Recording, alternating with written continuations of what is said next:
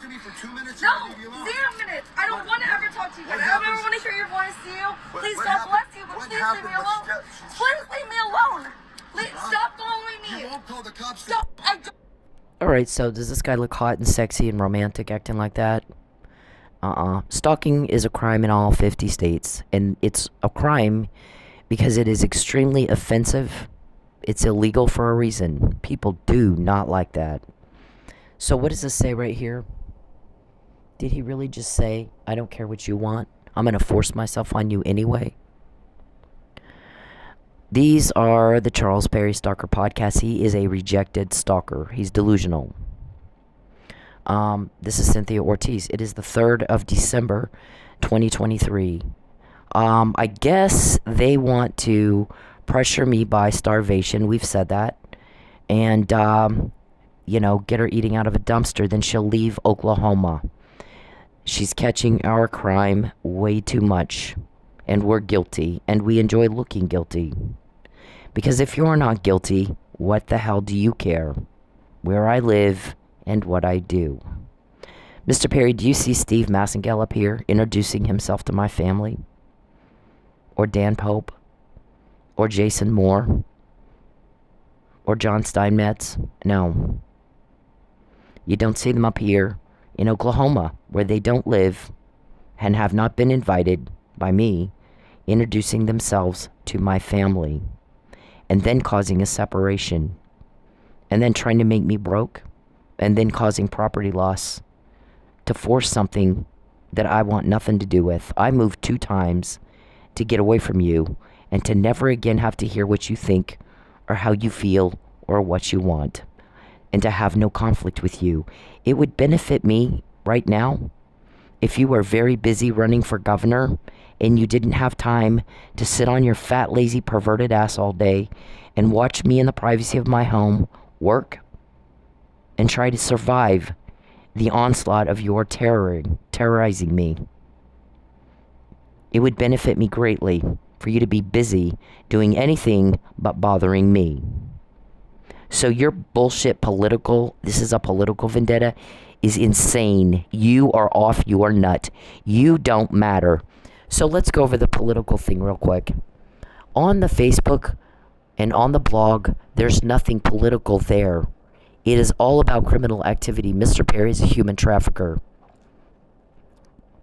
Let me stop right there and back up a little bit. Mr. Perry is a human trafficker who has severely hurt and abused many, many women and children all his life. Child abuse, sex weirdos. No one gives a fuck about you and your childhood bullshit. Lonnie Athens is a criminologist at Seton Hall University. He's a professor. He was abused as a kid. He chose to do something good with that. Oprah Winfrey, same. Oprah Winfrey got pregnant. They did not use that as an excuse to fail. They used it as an excuse to succeed and help other people. Power is in service to others. That's where power is. Lonnie Athens says 99.9% of the population is not a violent offender and cannot even understand why in the fuck someone would be. Domestic violence, terrorizing women and children, interfering with income, economic abuse, voyeurism, sexual exploitation, human trafficking, attempted murder, kidnapping, hostage holding, rape. Those are violent offenses. 0.1% in the entire world is a violent offender. 99.9% cannot understand what the fuck is wrong with you, that you would act like that. Stalking is a domestic violence crime. Economic abuse is a domestic violence crime. Stalking and human trafficking go hand in hand. I rejected you and I left. I left Lubbock in 2013, in November. I've not seen Mr. Perry since then. I don't want to. I moved 2 times to never again see him. I don't even want to hear his name. Guess what? We're hearing that a lot more. Mr. Perry has wasted my time. I have stuff to do. Why doesn't he? Why is he sit on his fat ass and cause one problem and one loss after another to a woman who rejected him? Why can he not just put his big boy pants on, act like a man, get some dignity and some class, and go away? One of the guys that you asked to pull me over, I've been asked to, Mr. Perry has called up to Oklahoma or been in Oklahoma and asked police officer after police officer after police officer in all kinds of jurisdictions in Oklahoma to pull me over, to harass me for him, using taxpayer dollars to harass a woman who rejected him. You know, you and your mommy issues. I was abused, but boo fucking who? 0.1% of the population cannot just go be normal like the 99.9, get over it, and move on. Find a way to do some good with it. 0.1% of the population is a fucking failure, and they can't keep up with 99.9%. Your mommy issues are between you and your mommy. Call her about it. No one else cares. You do not get to impose and burden other people with it. You might as well take your dirty underwear and shove it in everybody else's face. You deal with your family problems within your family. Child abuse, sex weirdos. You know, there's no tolerance in a civilized society, and it is illegal for a reason to human traffic, to rape, to murder, to steal, to destroy, to invade privacy, to butt into things that don't concern you. You were not invited here. I leave Lubbock in November 2013 to get away from Charles and have no conflict. Had he left everything alone, he wouldn't have so much to explain right now that he can't explain. I went to the Dallas area. He comes there, starts causing problems there. That's all he does all day. He's a troublemaker. He just causes problems for everybody else. And he's hated. Very, very hated right now. All of you are. I had to leave Dallas. And I came home to Oklahoma where my family is. My family's here. It is my family, not your family. Although, right now I don't want anything to do with them. You're trying to use my family to pressure me to be trafficked. You've sold me to a guy named Larry. He's a Houston realtor. And you think you're going to share. You've told a lot of people in Oklahoma, when I get her trafficked, I am going to get a whole lot of money. And I'm going to divvy that money out, and here's how much you get. Now, is that true or not? You prove it out or not? You're pressuring and pressuring and pressuring and pressuring me to go along with that, and I said no. My answer is no. It's not just no, it's fuck you, no. Coercion is a very serious crime. Title 18 of the United States Code 1512 and 1513. Witness tampering. I'm a witness against you, sir, in a criminal case. And you need to go through your attorney if you're going to contact me. I don't want to hear a word you have to say. You don't even make sense. If it's not real for both, there's nothing real. If it's not fun for both people, it's not fun. You're a sadist. You're a psychotic sadist. One of the people who leaks. You got leaks, and then there's court orders. Sometimes what happens is the leak provides probable cause for a court order for some sort of wiretap. And just because you can't find it doesn't mean it's there. That means these guys are really good at what they do. The intent is for you not to find how they get information so that you can't obstruct justice. Because we know that's your intent. By the way, I assert my right to equal protection in the application of the laws of United States Code 18, 1512 and 1513, and anything else. Mail fraud, wire fraud, witness tampering, perjury, fraud upon the court, the interstate domestic violence laws and stalking laws, the Oklahoma stalking laws and harassment laws. Cybercrime means when you illegally access someone's electronic devices and start doing things from their phone, making it look like they're doing it. And you're doing that, and we know that, and my guys have evidence of it. You don't know what all they have, but I'd assume they've got that. Because if you wanted to, intelligent people would err on the side of caution and assume they've got evidence of a lot more than we're talking about. Okay, that takes me to the next thing. So we've kind of been over this before, but apparently I need to repeat it. Mr. Perry has to have everything repeated over and over and over and over. So your one of your leaks says, Mr. Perry has Huntington's disease. It causes paranoia, delusion, psychosis, hallucinations. He sees things that are not there. And impaired cognitive reasoning. He can't do things like cause and effect. You touch a hot stove, you get burned. You do the crime to me, you get caught. I'm the hot stove. I'm the Jenga piece. You're not Weeble Wobbles, as you say. These guys have daycare code words and shit. It's weird. It is so weird. They are weirdo. I mean, embarrassingly weirdo. Embarrassingly weirdo. Billionaire Boys Club. Yeah, I'm a billionaire and nobody will call me back. You know, they won't. They're not going to dignify you with that. What he said is, you are not to invade her privacy. You are not to contact her or her family. And she's not to be broke. When you contact me, when you invade my privacy, when I'm broke, we get more. We get more intel that they're going to use to put you in jail. I don't care what bullshit story you tell yourself. They're not doing all this work for nothing. So, you guys tell yourself some crazy lies. We're just like, oh my God. Okay, so we've told the story about Dave. What the guy said is, I'm sick of watching him terrorize her. I'm sick of watching her be broke. I'm sick of watching him be an asshole to her. And torture her. So make sure she finds out he's got Huntington's disease. He's a mentally ill man. And he can't do cause and effect. You touch a hot stove, you get burned.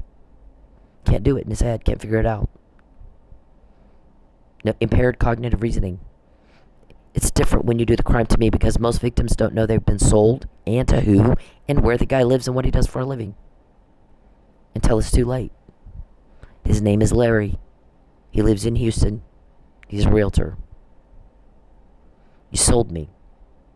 Human trafficking comes with a life sentence per count. You're caught. And somebody said if Mr. Perry is not smart enough to know that he's caught, we all know he's caught. She's talking about it. Everybody's talking about it. And that when you're caught, that's when you stop. Not that you would do this anyway. So if he doesn't know that he's caught, and he doesn't know that when you're caught, you stop, and that you just don't do this shit anyway, he is not qualified intellectually to be governor. Can't do it. And he's wanting to run for governor. The other problem is he doesn't even live in Texas anymore. He's in Oklahoma, and they can't get him to leave. He is a resident now of Oklahoma. So you can't run for governor in a state where you don't live. If you're not smart enough to figure that out, that it's different when you do the crime to me, but it's the same every time you do it. We get the information beforehand. I've not been delivered. You're trying desperately to pressure and pressure and pressure and pressure and pressure me, and I said no. How much money am I worth eating out of a dumpster? Do we have to do the same thing that we did last year? Where you have to see, I am willing to do it, but you're not going to get my help, and I am not going to be trafficked. I said no. There is nothing hot and sexy about you. There's nothing romantic about starving a woman, kidnapping a woman, and making her be your sex slave. Life sentence, per count. I know beforehand. No other victim has that. I have that. Why? See, you can't put the simplest of concepts together in your head at all. So how would you run a state if you can't figure out simple things like when you do the crime to me, you get caught? You all are running around going, how does she know about that? How did she find out about that? We've not had this happen before, and we're going, it has every day for 10 years. The McNamara email was the first that you know of, but not the first. And that was in 2015. And it said, he's trying to coerce me. He's trying to use a false arrest to coerce me. He wants me to lie. And my answer is no. The guys helping me, Mr. Perry, are getting the intel to put you in jail. I don't care what bullshit story you sit around and tell yourself all day. The more you contact me, the more you invade my privacy, the longer I'm broke, the more we get. You are provoking and pissing off people with a lot of power who are dead set against human trafficking. We do not tolerate that in a civilized society. A society is defined by the monsters among us and what we do with them. If everybody just ran around terrorizing each other, we wouldn't have a civilized society. We do not tolerate it. When you're told on, that should signal you it is not being tolerated. I rejected you and I left. Take your little girl panties off, put your big boy pants on, and act like a fucking man with some dignity and some class. What kind of man humiliates himself to no avail and to his own detriment for this long and that amount of money? What kind of man does that? I don't think that's a man at all. I'm not even going to repeat what he said next. I'm not going to say it. He said, this is insane. You don't want sensitive information getting into the wrong hands. Your hands are the wrong hands. That's law enforcement. Law enforcement should not have the inside, every detail in every conversation on a phone or in a meeting or in a field that we just had about crime, planning a crime, expressing intent to commit a crime, expressing intent to cause a loss, expressing intent to provoke so that she reacts. When I was in jail for that first false arrest that you described in October 2015, that you did carry out in January 2016, remember we got the information before. You disturbed somebody so badly in telling them, here's what I'm going to do. It disturbed them. It upset them. So they told on you. Right? They told on you. Your conduct is sick and twisted. People are telling on you. Because they want it stopped. We quote you every day. We've got your people's names. You don't have any of our guys' names at all, do you? They won't call you back. I said, don't contact her. I said, don't invade her privacy. I said, she's not to be broke. So I'm busy collecting intel to put Mr. Perry in jail. So she's not broke anymore. And she has her privacy. And there's not one problem after another. And not one major catastrophic profound loss after another. Where everything's not a thing in our deal. And if it's good, he takes it. And if it's fun, he ruins it. He makes it unfun. He'll be gone. He won't be able to do that to her ever again. Or anybody else for that matter. So, it's different when you do it to me. We get it before, not after. And you can't put that together in your head. After 10 years, every day, all day long. He said, I'm not going to pick up the phone and call that guy. And I know he's looking for us. He's going to get the runaround until she has her privacy and she has her money. And she's not broke. And doesn't miss a meal. And all her bills are paid up. We will give him the runaround. We'll make sure he gets the runaround. He's not getting any answers from anybody until he does what I tell him to do. I'm giving, it's a verbal command from a law enforcement officer. I told him to leave her alone. And if he can't comply with the law, nobody's going to help him. Nobody will answer his questions. He's not entitled to answers. She's entitled to her privacy. She's entitled to have the money that she makes and not have him steal it and cause a problem with it and make trouble for her and try to take everything and ruin everything. So she's entitled to peace and the protections in the law in the state where she lives. He's not entitled to violate them. He's not entitled to his crime. He's not entitled to a lie. He's not entitled to traffic. It's illegal for a reason. So until he starts getting that, I'm not going to waste my time repeating myself again anymore. I'm not repeating. I said don't invade her privacy. I said don't contact her or her family. Not in any form. Not directly or indirectly. And she'd better not be broke. Get your hands out of her wallet. You respect the law. You respect her. I'm going to do it for you. So I'm busy. Why isn't he?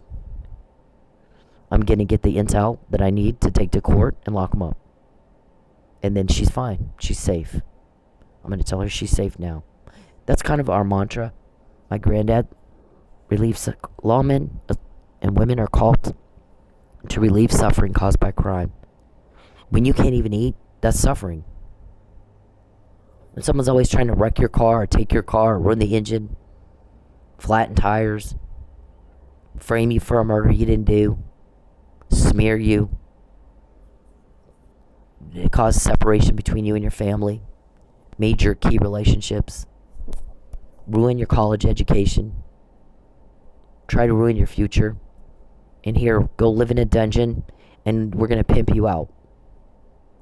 By the way, when you did ruin my college education temporarily, you really made somebody mad. The guy said, this is something that you don't talk about or they will kill you dead. But I've had enough. She's our Katniss. She's our hope.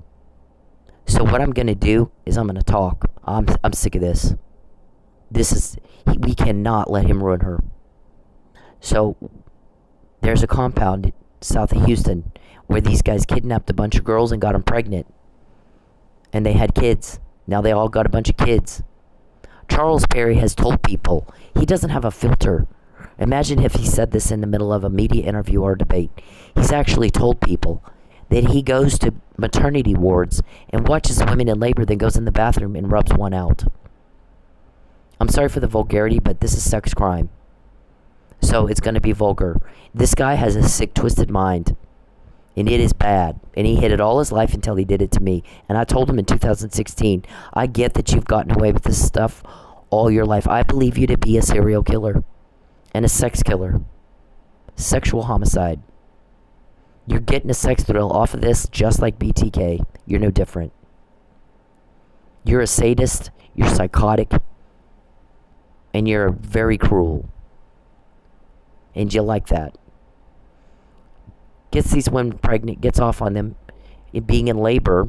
The kids get up, get a little bit older, and then they rape them and pimp them out.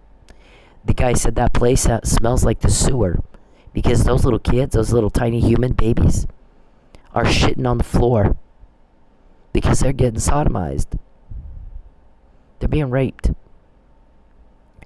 And they scream while they're being raped, and the moms sit in the next room and weep because they can't do anything to stop it. There's nothing they can do. Believe it or not, those assholes told one of those girls, stop crying. He'll get used to it. Jesus in heaven. I can't imagine. 99.9% of the population cannot imagine how deeply dark and depraved and demented anyone would be to say something like that or do something like that to a little tiny baby human. And they said, we'll get him a toy. Jesus. That person, that little tiny human, is forever scarred. He will never get over that or get used to it. What kind of monster? If we know that, Mr. Perry, you please tell the court. You're in a lot of courts right now. Aren't you claiming to be a victim? Like some pathetic... I mean... I didn't invite you to Oklahoma and I didn't introduce you to my family. There is no way I would have allowed you to go around my children or my family. You did that behind my back. Steve Massengale is not up here talking to my family. Dan Pope isn't. John Steinmetz isn't. Jason Moore's not. Why are you? Where is Jacqueline, your wife, Jordan and Matthew, and your kids and grandkids? Where are they while you're in a state where you are not supposed to be, doing things you're not supposed to do, instead of in the state where you are supposed to be, doing things you're supposed to do? What bullshit do you tell them? What betrayal? You're caught when you do it to me. Don't invade her privacy. You don't contact her anymore. I don't care what you think. No one understands why you think I do. And then you're asking me about leaks. Why would I help you? They're about to put you in jail and I won't have to deal with this anymore. I'm a witness to testify against you, and you do not tamper with witnesses, sir. I have an equal right to protection under the law, under the Constitution. You are violating me, and you are a sick little fuck. And you're caught when you do it to me. You're not sexy. You're not hot. You're not romantic. There's nothing romantic about peeping and sex exploitation and rape. You creep me out. Mr. Perry goes around and tells people, I like to watch women in labor. I go rub one out. Ugh. And you think that's supposed to make people like you? You're told on. He'll type in my phone all the time. I'm going to get you. You get told on. And you have every day for 10 years. All day long. And then you guys run around. How did she find out about that? How does she know? We've not seen this happen before. And you have every day for 10 years. Guys, stop being slow. Every day for 10 years. Every day for 10 years. You pissed off people with a lot of power who are dead set vehemently against human trafficking and the rape of children. The other thing that we got out of your messing with my school is you guys talking about Natalie Holloway. Is it maybe Joran Vandersloot talking? They got her to the Fabian puzzle in jail. Are they talking to Michael Neely, Manford police officer Michael Neely, who's in a Florida prison, wrongfully convicted of murder?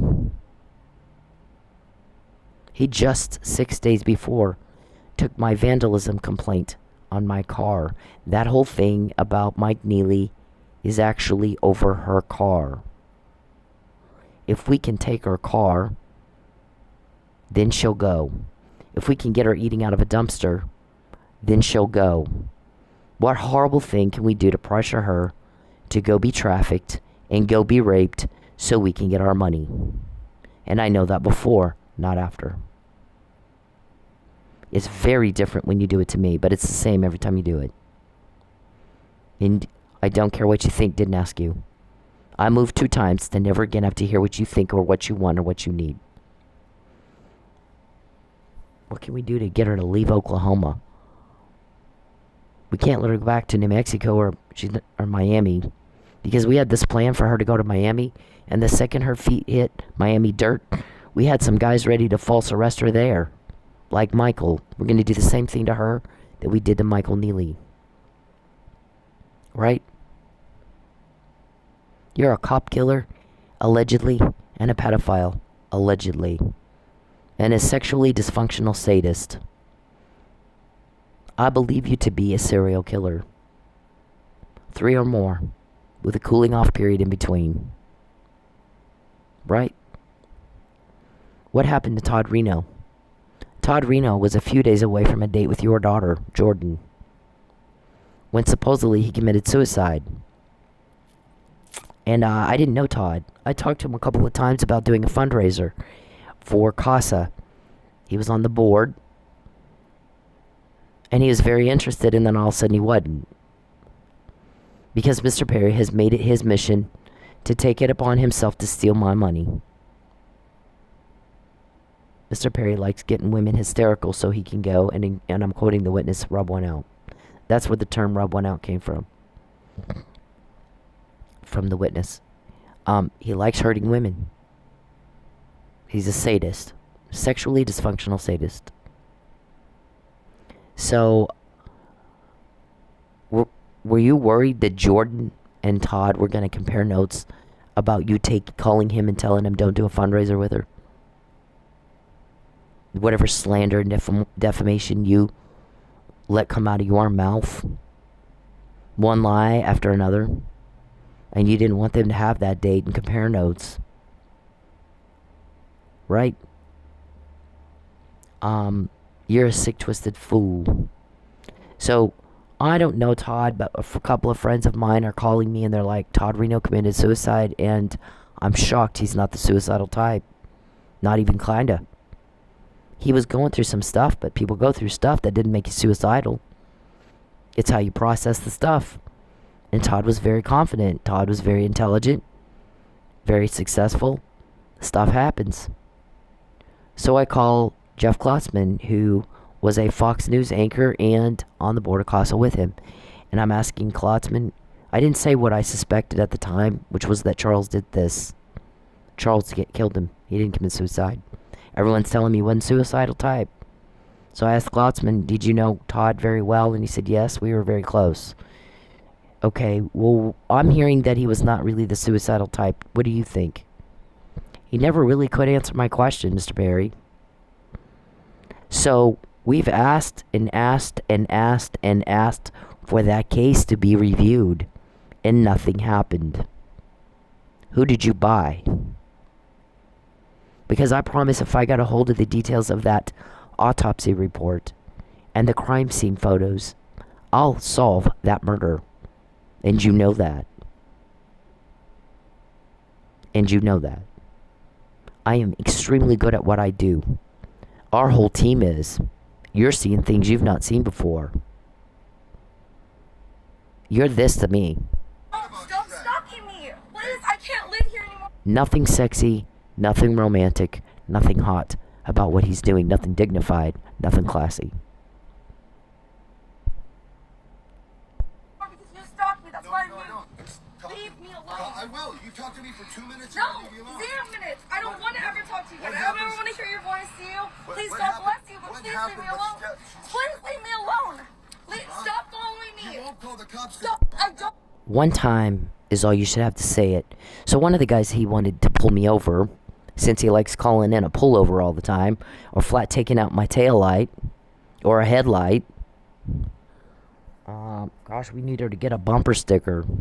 Let's make her tire flat so she'll call OHB and have them come help her change it. We need to get in the well of her spare, where to keep the spare tire. Why? Twice you've done that with 2 separate cars. You want to get in my trunk. Why is that? What are you going to plant? Huh? Okay, so one of them said if she was in a bar and he acted like that, the bouncers would kick his ass out. So why are we putting up with it? Put him in jail. He's stalking her. Who's he to us?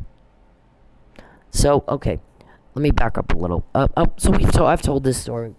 You have David in the Bible. It's a Bible story. But you have David, who is a little young man and a shepherd for his dad. And he takes care of the sheep, and the Israelites are fighting the Philistines, and his brothers are in that war. They're soldiers in that war. And his dad says, I want you to take food to them. And he's like, okay. So he goes and he takes food. And he gets there and hears taunting and tormenting Goliath. And it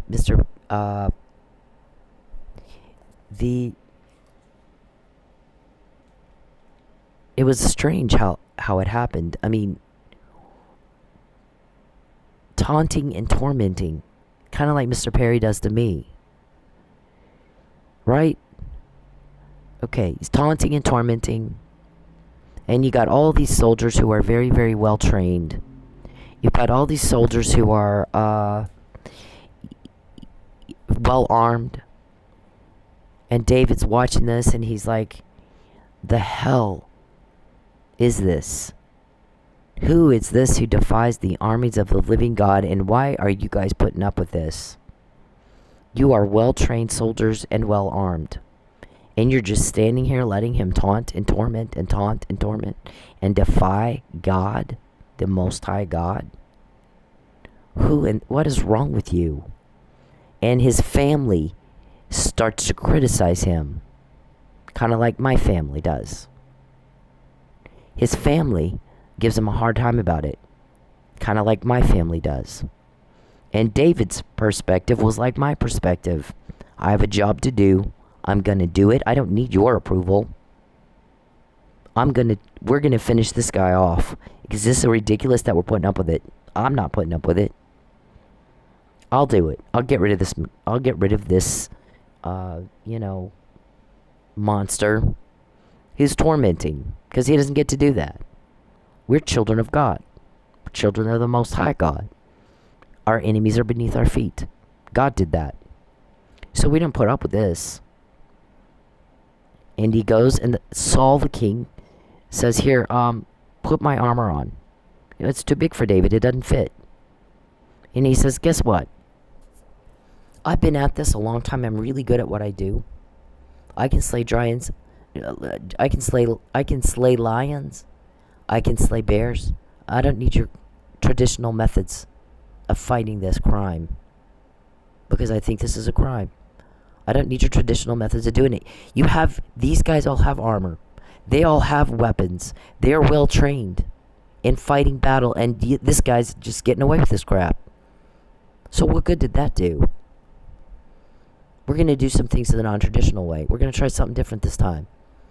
Because when I slay a dragon, when I slay a bear or a lion, they're gone. The threat's gone. My dad's sheep are fine. I've done it more than once. It's very effective. So what I'm going to do is I'm going to use that same strategy on this one. On this lion. This bear. This giant. This dragon. And let's see what happens. And Saul's like, okay, you're right. The way we've been doing it, we've done it this way for 30 years. We've done it with these tools for 30 years. It's not working. It's not solving the problem. The problem is you have a giant taunting and tormenting and threatening and harassing and causing a disruption in the peace, threatening safety and well-being of the armies, the armies of God. Let's relieve the suffering caused by crime. What this guy's doing, the threat that he is, so we can have a civilized society and peace. And he goes out and he grabs a rock, puts it in a slingshot, swings it around. Well, first he grabs the rock, puts it in a slingshot, then he reaches up and grabs the hand of his God and says, God, help me slay this giant. He's defying the armies of the living God. He's defying you. Let's slay him. So he swings it and it hits him in the forehead and he falls down. And David goes and cuts his head off. Nothing traditional about it, but it worked. Okay. Things are different in this because you got Tulsa police being meter maids and doing nothing at all to stop crime. You got all these people all this time that have done not a fucking thing to help solve the crime and relieve the suffering that it causes. But we are. And you act like you don't know you're caught. And you want to be governor? Why are you in Oklahoma at all? Steve Massengale is not. Dan Pope is not. John Steinmetz is not. And Jason Moore is not. Or any of those people. Why are you? Why are you in a state where you were never invited, introducing yourself to my family? So yesterday we get the guy. He's in a state where he doesn't live. Has no business being at all. Going behind her back. Developing a relationship with her family and then causing a separation. And that's a major, major, major loss. So if she's pissed off about it, and I would be, if a woman did that to me, I'd be mad. I'd be pissed. So if she's cussing him out, he intentionally caused the problem. He intentionally caused a major, major loss to her. That's part of it. The other part of it is, when you're dealing with a bunch of men who are billionaires, and they think that they're entitled, and everybody owes me something, and I'm grandiose thinking serial killer, then you might want to use some strategy that a psychiatrist or a psychologist developed to get through to a person with that kind of weird ass pathetic mindset. There were texts to Marcus Harper years ago indicating there was some strategy. And so the strategy is being applied. All I can tell you is we're getting what they just said. All day, every day. We got their people's names. Lucius, Calvin, who's bald and fat. Geppetto, their witch. These guys hired a witch to cast hexes on me. And he's complained that they don't work. But we also heard a witch, maybe Geppetto, maybe somebody else, talking to Mr. Perry years ago when he first hired the witch. It's not uncommon in my criminology classes in college, before Mr. Perry fucked all that up for me. We studied organized crime. Part of organized crime is terrorism and human trafficking. A lot of those are all working together. Terrorists are working with organized crime in the U.S. because they're finding a source of funding to fund their terrorism. So they have, they hire typically, we're studying human trafficking, they typically hire witches to cast spells on the victims to get them to cooperate. Because no woman is going to voluntarily go get raped so a trafficker can get paid. And that's what trafficking is. You're going to go get raped, and we're going to make a lot of money off of that. You're going to go get violently attacked so some sex weirdo can get a thrill, and we're going to make money every time you are. That's what trafficking is. Exploitation, trafficking, and that's what human trafficking is. Sex trafficking. Billions of dollars are poured into fighting it. Everybody wants it stopped. So what you want doesn't matter. What we want does. We're getting the intel. You're not. So he was told by a witch, listen, Cindy's made up her mind. She's very solidly a Christian. Doesn't mean she's perfect. It means what she believes is that God is who he says he is, and he will do what he says he will do. And Jesus is his son and died for our sins. Okay, and he's the Savior and the Messiah. And that's what she believes. That's her God.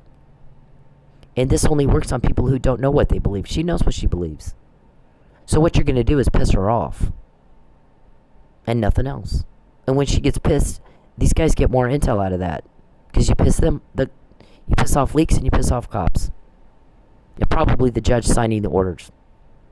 So what I'm going to tell you is, I would recommend that you don't do it. But if you want to waste your money, I'll take your money and laugh all the way to the bank. That's your choice, if you're that dumb. So, that guy, I guess, Geppetto said, gosh, does she have sage? Sage, supposedly, according to the, I guess it's a Native American thing, I don't know, is supposed to ward off evil spirits. I don't have sage, but I have a Bible, and I pray. There's a God who has a will. God's will is not that children get raped, and women get abused and raped and starved, and sold. God is not, Jesus said, if you cause a little one to fall, it's better for you, not the kid, but for you. Then a millstone is hung around your neck and you are thrown into the sea and you die. Clearly for the kid, it's good. Now the abuser's dead. They're no longer around to cause the hurt and to abuse. But he didn't say that. He said it's better for you. That's how bad this is to God. So I can tell you, you are fighting God. God is with us. Can unjust leaders claim God is on their side? I mean, God's word is his word. He created everybody. Do you let one of your children beat up another one? Why would he? He's the perfect father. He didn't think it's cute what you're doing. So we've had a lot of things happen where we hit a snag and we prayed and the snag was gone. Just like that.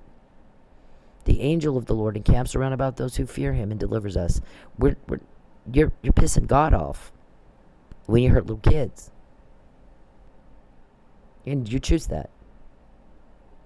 And this is not hot and sexy to act like this. Stop stalking me. Please, I can't live here anymore because you stalked me. That's why I moved. Leave me alone. I will. You talk to me for 2 minutes. No, 0 minutes. I don't want to ever talk to you again. I don't ever want to hear your voice, you. Please, God bless you, but please leave me alone. Please leave me alone. Stop following me. You won't call the cops. Stop. Stop stalking me. Please. Okay, anytime you contact me, we always get more. Any kind of contact. I moved 2 times not to ever again have to hear what you think. I moved twice. I packed up all my shit, loaded it into a truck, left Lubbock to get away from you, and never again have to hear what you think or what you want or how you feel, because there's not one sexy, romantic, hot thing about what you do.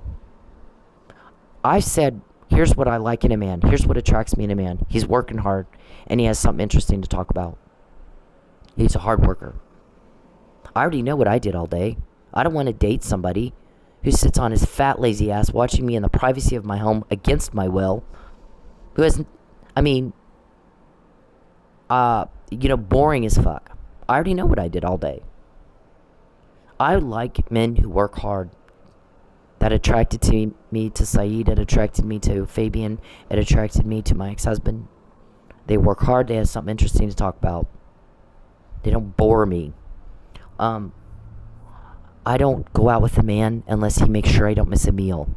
And my friend said that. She's not wrong. It upset me that my friend knew me better than my own family. I can't understand that. That is pathetic. That is absolutely pathetic. And my family does have me upset. I will not talk to them. I'm done. We're done with that. They opened their home to a man who is brutalizing my life. And they knew that. They knew that. They let him in their hearts. They let him in their homes. They let him in their lives. And they shoved me out. And on Christmas Day last year, I sat in my car in a Walmart parking lot with no food. And they allowed that to happen. And not once did they check on me. Not one time did they call me and say, "Are you okay? Would you like to come over and eat with us?" They had the person who did that to me at their house eating dinner while I sat in my car with no place to live and no food because Mr. Perry uses money to pressure, uses family to pressure the victims of trafficking to facilitate delivery. And now they're part of that. And I've said to them repeatedly, I can't help you when he goes to jail. So unless you get an attorney and stop talking to him, you have to stop talking to them. I can't help you if you don't. I can't. I packed up my shit and my little boy, left Lubbock and went to the Dallas area, where Mr. Perry came and went right back at it, uninvited, and harassed and threatened and harassed and threatened and bothered and harassed and threatened and butt into things that were none of his business. I don't go out with a man unless he can respect boundaries. So I had to then pack everything up again. My son and I literally put everything we could fit in my car and came home to Oklahoma to family.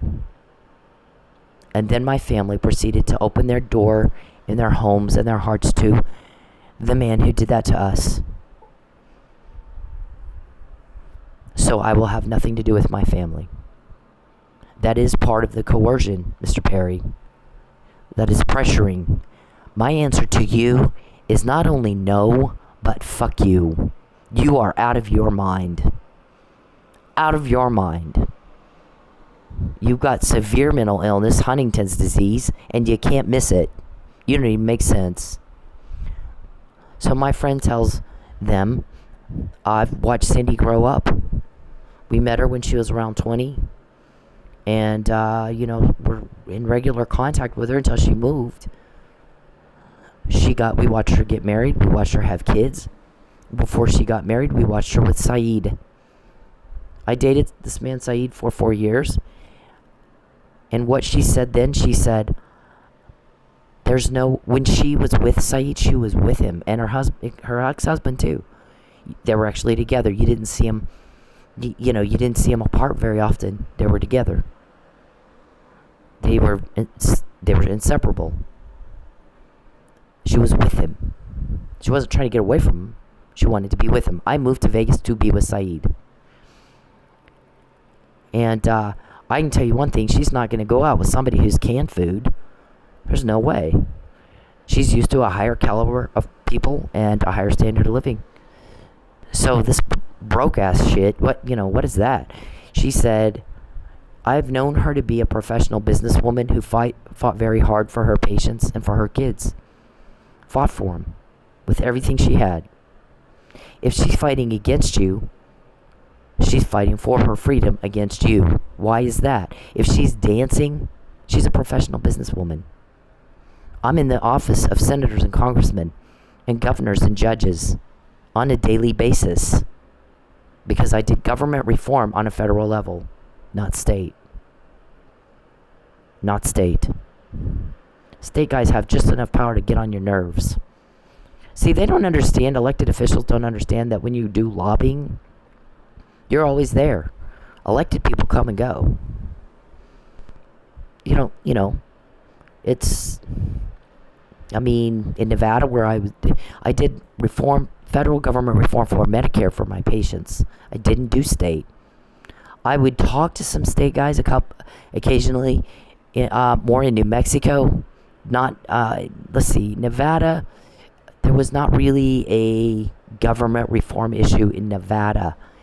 I talked to my representatives on some personal things, but none of them got accused of stalking, and none of them did what I asked them to. Not one of them. So, you think maybe you're just a little delusional, Mr. Perry, that you imagined a political vendetta that just doesn't exist? They knew, here's my issue, and here's what I'm pissed off about, and here's just how pissed off I am. And if you don't help me, it's fine. I'll vote for the other guy. That's all there is to it. I'm not voting for you again. Because this isn't just something that concerns me, it concerns other business owners. So that's what my position is. I'm going to make sure I don't vote for you if you're not going to do what's good for the community, the public you serve. I'm not the only person going through this certain thing. And I think the issue that I took to them was a school issue. I think there was a school issue with my kids. And I think there was a business issue as it pertained to employee theft. So I went to my state officials in Nevada over those two things. In New Mexico, we went to them as a group for gross receipts tax on medical supplies.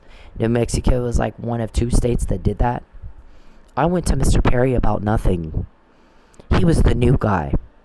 I was already well established in politics in Texas, so there was 100 other people I would have called who weren't new, who had more pull and more power and more influence than the new guy. Right? But I didn't do state legislation in Texas. I was a Republican, same as Mr. Perry. So for him to imagine a political vendetta is extremely arrogant and delusional. No such thing existed. No such thing existed. He's making a buffoon of himself, just like him. I can't live here anymore because you stalked me. That's why I moved. Leave me alone. I will. You talk to me for 2 minutes. No, and leave me alone. 0 minutes. I don't want to ever talk to you again. I don't ever want to hear your voice, you. Please, God bless you, but please leave me alone. Please leave me alone. Please stop following me. You won't call the cops. Stop. I don't. Stop stalking me. Please, I can't live here anymore because you stalked me. That's why I moved. Just leave me alone. I will. You talk to me. This make you feel? Huh? You're filming my father and my fucking sister. How does this make you feel? Is that the one that put all those scratches on your arm? You want to see the scratches? You want? I got scratches. I can show you the pictures right now. No, I want you to leave my family fucking alone. Keep hanging outside of there. Hit the road. Dude, I promise you, you're gonna get yours and you're I gonna don't give a fuck. You can bring whoever the fuck you want. That's okay. You're You gonna can bring Is the that whole a threat? fucking army. I don't give a fuck. This make you feel? Huh? You're filming my father and my fucking... Alright, so she's kind of doing what we do. You invade my privacy, I'll invade yours. We got a court order. Or you have a leak. You don't have any such thing. You're just weirdo. It is illegal to invade somebody's privacy and violate me the way that you do. It's illegal for a reason. People don't like that. We get the help, you get told on. Because people don't like what you're doing. So when you get in my face and type in my phone you cloned, also an invasion of privacy, I'm gonna get you. We're like, oh my God. What a whack job. What a delusional whack job. You get told on is all you get every day for 10 years. Can you not spot a pattern after 10 years? You get told on. We're getting the help. You're getting told on. Do you like it when you have a camera in your face? He doesn't even get it. You want me to go get the pictures of you? Mr. Perry has a bunch of pictures of me to take to court to show he's not stalking me. We don't live in the same neighborhood and just happen to bump into each other at the neighborhood grocery or restaurant. I live in another state. I moved 2 times to get away from him and not have to hear what that whack job thinks or what he wants or what he needs. And he never shuts up. He's just like this guy. Can't understand a word you say. His response is always a fail. Every time. Because he can't understand a fucking thing you say. Huntington's disease. Acts just like this guy. Sister, how does this make you Is that feel? the one that put all those scratches on your arm? You want to see the Scratches? You want, I got I scratches. can show you the pictures right now. No, I want you to leave my family fucking alone. Keep hanging outside of there. Monkey, hit the road. Dude, I promise you, you're gonna get yours and you're I gonna don't get give a fuck. You can bring whoever the fuck you want. That's okay. You're You gonna can bring Is the that whole a fucking threat? army. You're gonna I don't give find a out. fuck. This make you feel? Huh? You're filming my father and my fucking sister. How does this make Oh, you is that the feel? one that put all those scratches on your arm? You want to see the Scratches? Pictures? You want, I got I scratches. can show you the pictures right now. No, I want you to leave my family fucking alone. Keep hanging outside of there. Monkey, hit the road. Dude, I promise you, you're gonna get yours and you're I gonna don't give get a it fuck. good. You can bring whoever the fuck you want. That's okay. You're You gonna can find bring Is that the a whole fucking threat? army. You're gonna I don't find give a out. fuck. This make you feel? Huh? You're filming. That's okay. I don't care. Leave me alone. All you want. I don't want proof of this. Please leave me alone. Hey men, leave women the fuck alone. When they're in public, when they're doing anything, you don't have the right to their attention. You don't have the right to step into their personal space. You don't have the right to them. Especially if they're making it very clear they don't want to be talked to. But even when they're not, unless a woman is giving you enthusiastic and continuous body language and signs that she wants to talk to your ugly dumbass, then leave her the fuck alone.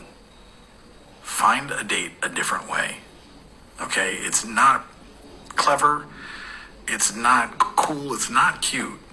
It's garbage. It's absolute garbage behavior. And you're a garbage person if you do it. I don't care if it's in public. It doesn't fucking matter. You don't have the right to her. And you need to leave her alone. And this is Bacon. That's okay. I don't care. Leave me alone. All you want. I don't want proof of this. Please leave me alone. Hey men, leave women the fuck alone.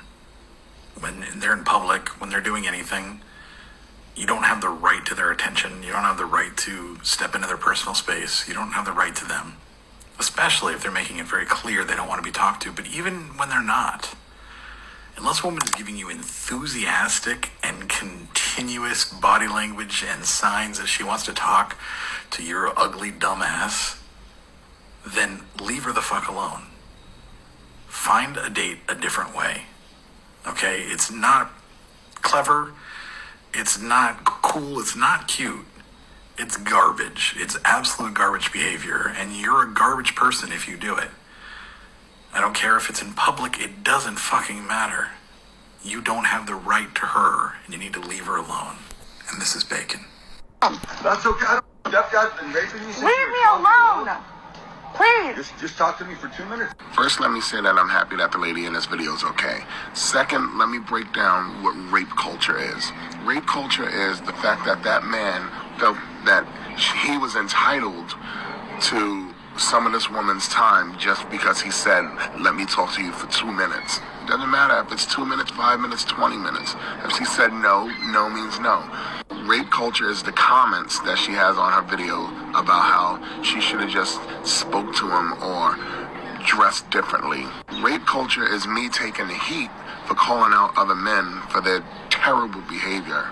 Rape culture is trying to explain stuff as, oh, it's just locker room talk. No, it's not locker room talk. You should talk the same way wherever you are. We all know that rape is not about sex, it's about power. So for you to force yourself on somebody, even if you're just talking to them, is disgusting, dude. That guy's been raping you. Since Leave you me were 12 years alone. Please. old. Just talk. Alright, so what does that say? It said July 2014. This was sent after Mr. Perry butt into somebody to a potential dating relationship that he should not have even known about. My friend sent me a private Facebook message, not public, private, and said, "Are you dating anyone? How are you doing over there in Dallas?" I said, not dating anyone right now, but I'm very interested in my manager, Fabian. Next thing I know, I go to work. Fabian was furious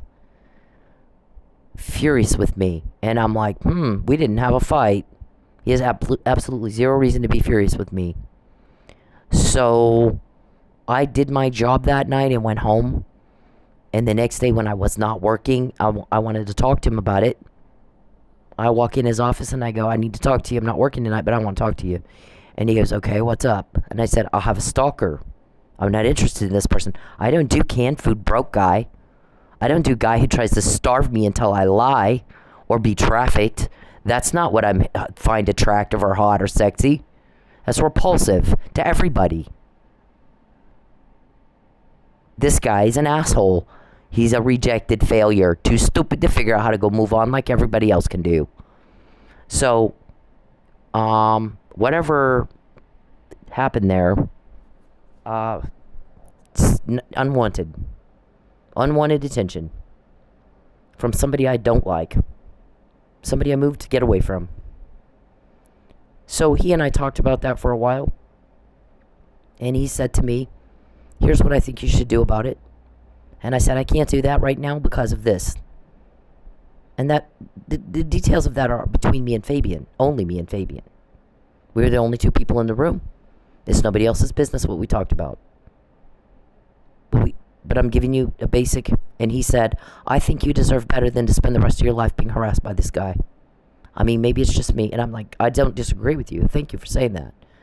I agree with you completely. It's the manner of which we deal with it that I'm not ready to do right now. I feel like now is not the right time for that, and here's why. And he said, I see. So, you got into something that didn't concern you, and you weren't invited, and I didn't introduce you to him, did I? No, I did not. After that, this was sent. What does it say? Leave me the fuck alone. Your attention isn't wanted. I'm not attracted to broke guy. I'm not attracted to canned food. I only date men who make sure my bills are all paid on time and I don't miss a meal. And my friend said that. Don't tell me it's a bad economy. I think you're full of shit. I'm not seeing it. What I think it is that you're a pathetic loser who doesn't get her. Because she's used to a higher caliber of person and a higher standard of living, and she's not going to settle for less. So who do you think you are? She's sleeping in our car to not have to be with someone like you. She's not going to put up with that.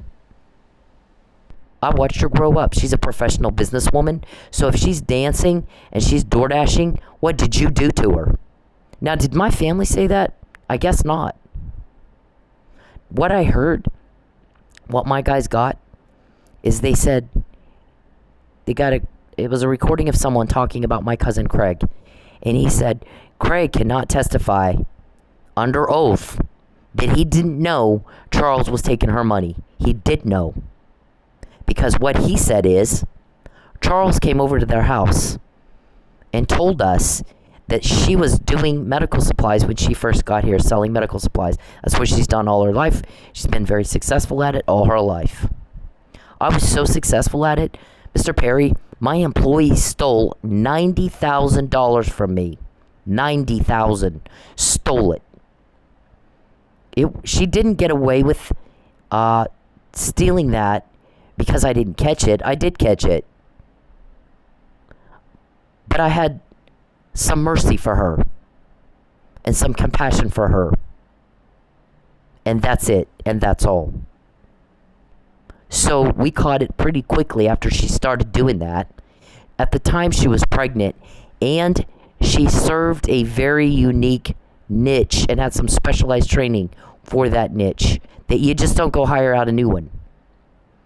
So I was being very cautious in how I proceeded in dealing with her. But she was approached with it. We talked to her about it and said, you can't do this. You can't do it. It's illegal. And you are to stop. And she did stop for about a week, and then she went right back to it. Her former employer had the same problem, and they were about to fire her before I hired her. She was about to lose her job. So, it's not that we didn't catch it, it's that we showed some mercy and attempted to work with her. But she stole 90 grand from me. I made that money for her to steal.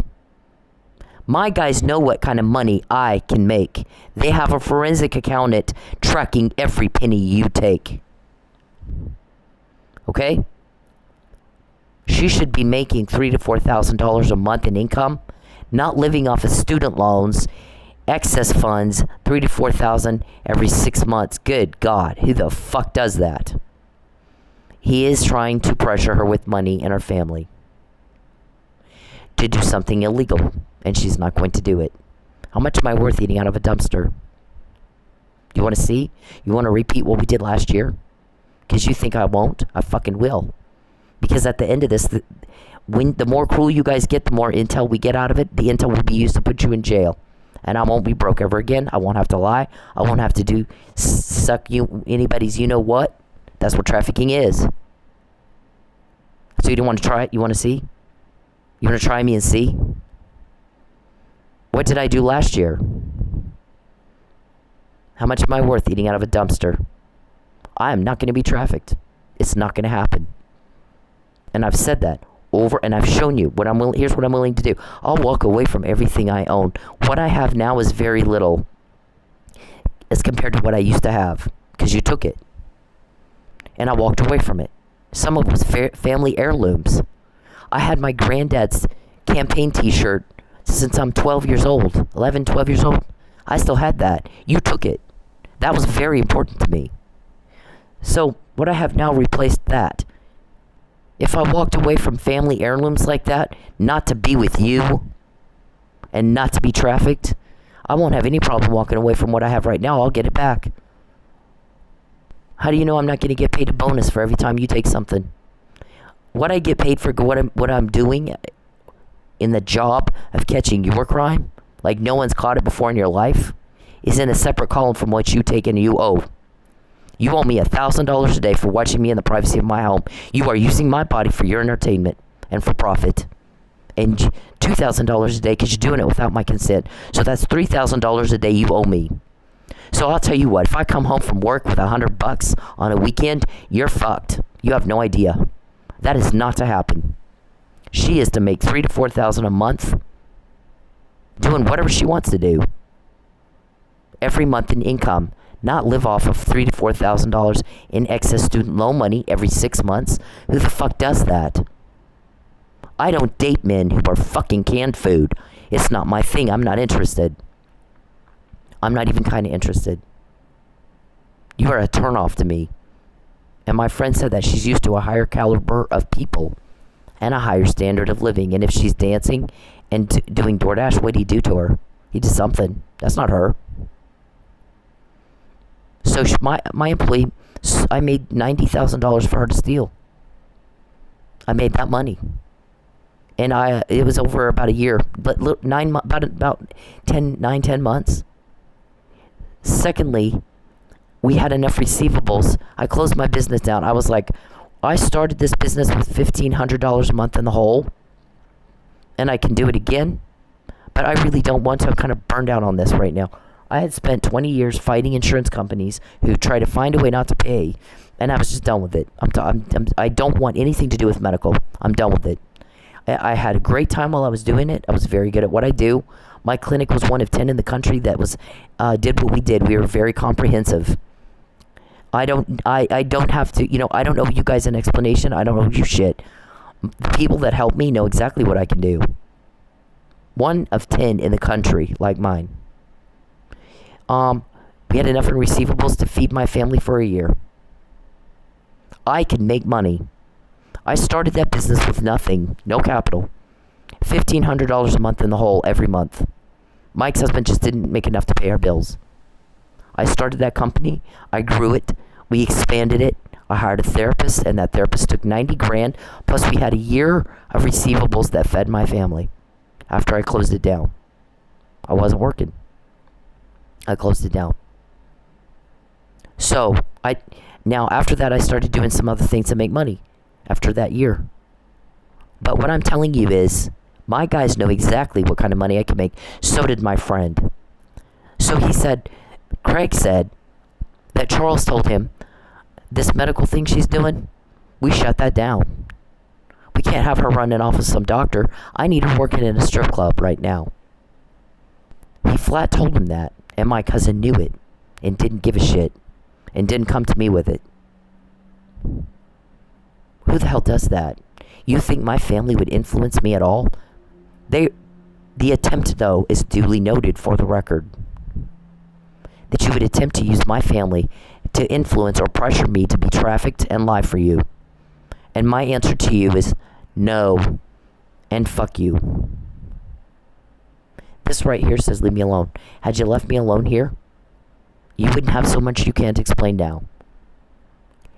The judge in Lubbock, Judge Parker, Judy Parker, she knows. She watched me fight for my kids too.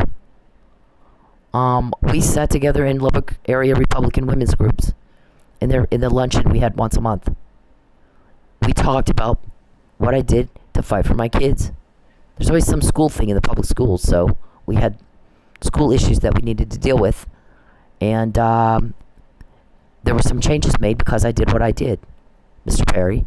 I'm an outcome changer. That's just who I am. A leadership. That's my personality. I don't put up with your kind of crap. And when you do the crime to me, it's completely different than anybody else. Other people don't know. Other victims don't know you've trafficked them. That you want them to lie. That you're causing the problems. That you have cameras in their home.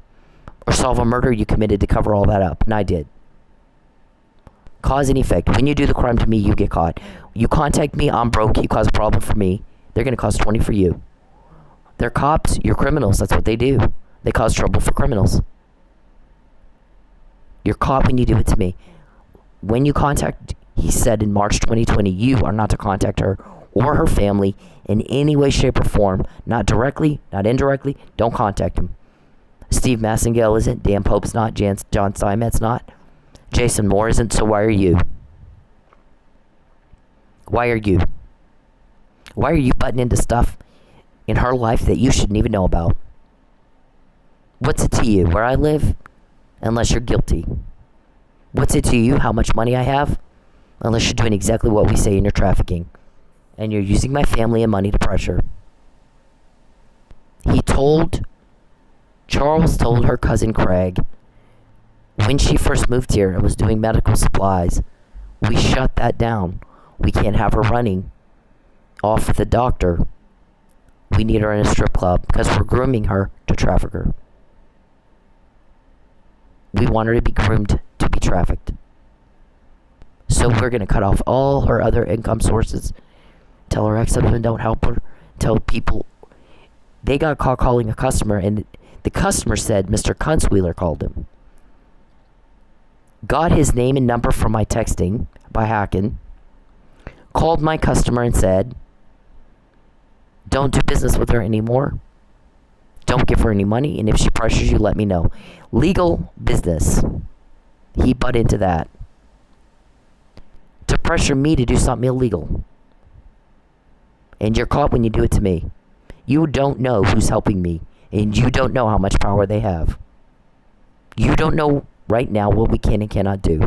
But you're seeing things you've not seen before. And all you had to do is leave me the fuck alone. It costs no time and no money. And we don't care who you think you are, by the way. These guys are not Oklahoma. They're not hillbilly. They're not Oklahoma. They're not redneck. They're not stupid. They're not Texas either. Judge Parker doesn't have jurisdiction over me at all. I've not been in Texas for 9 years. I've slept in my car and been deprived of food and shelter to not go to Texas because my ex-husband said, come live with me. And then you can have food and shelter and a bath. And I'm like, I'm not going to Texas. And you know it's dangerous for me. Why in the fuck would you ask me to do that? Why don't you move your ass to Oklahoma and get the family out of Texas? You don't have any business being there. And he wouldn't do it. He's on the payroll, we heard. My guy says, I want you to tell Charles, since he's in your phone, just type in your phone. You get earnest up here and you fix the problems you caused and you clean up your mess. Because if you don't, it is going to cost you everything you own. It'll be done for you through the criminal justice system, the legal courts. Why wouldn't it? Why wouldn't it? And you're committing a crime. And if he does, I don't want you to call your ex-husband right now, because what we said is, you're not to be broken. You're not to ask for help. You're not to have to. You can make money. We know how much money you can make. We've known you most of your adult life. Kind of like your other friend. So we know what he's doing. Plus, we're investigating him, so we know exactly what he's doing. We know every penny he's taken. You don't call customers of somebody and interfere with commerce and contracts to pressure. A lie, a change in testimony, a recant of testimony, and trafficking. Cooperation in being trafficked. You don't do it. So, how many charges are there going to be for every time you've tried to do that to me? Every phone call you made that you shouldn't have made. My customer, they ask him, she texted you and asked you for $60 to Cash App because she was in a jam. Yeah. And that pissed you off? Yeah. Okay, but that doesn't make sense, dum-dum. Here's the thing. You're giving her, what, $300-$400 in tips plus buying VIPs from her? Yeah. Why are you worried about $60? That doesn't make any sense. Who told you to get upset about $60 when you're giving her that kind of money? Mr. Consueler. Oh, I see. The Tulsa DA? Yeah. So otherwise it wouldn't have bothered you? Since you're giving her $300-$400 tips and buying VIPs from her at work? What's 60? That's chunk change. Yeah. So who told you to get upset? Mr. Consueler.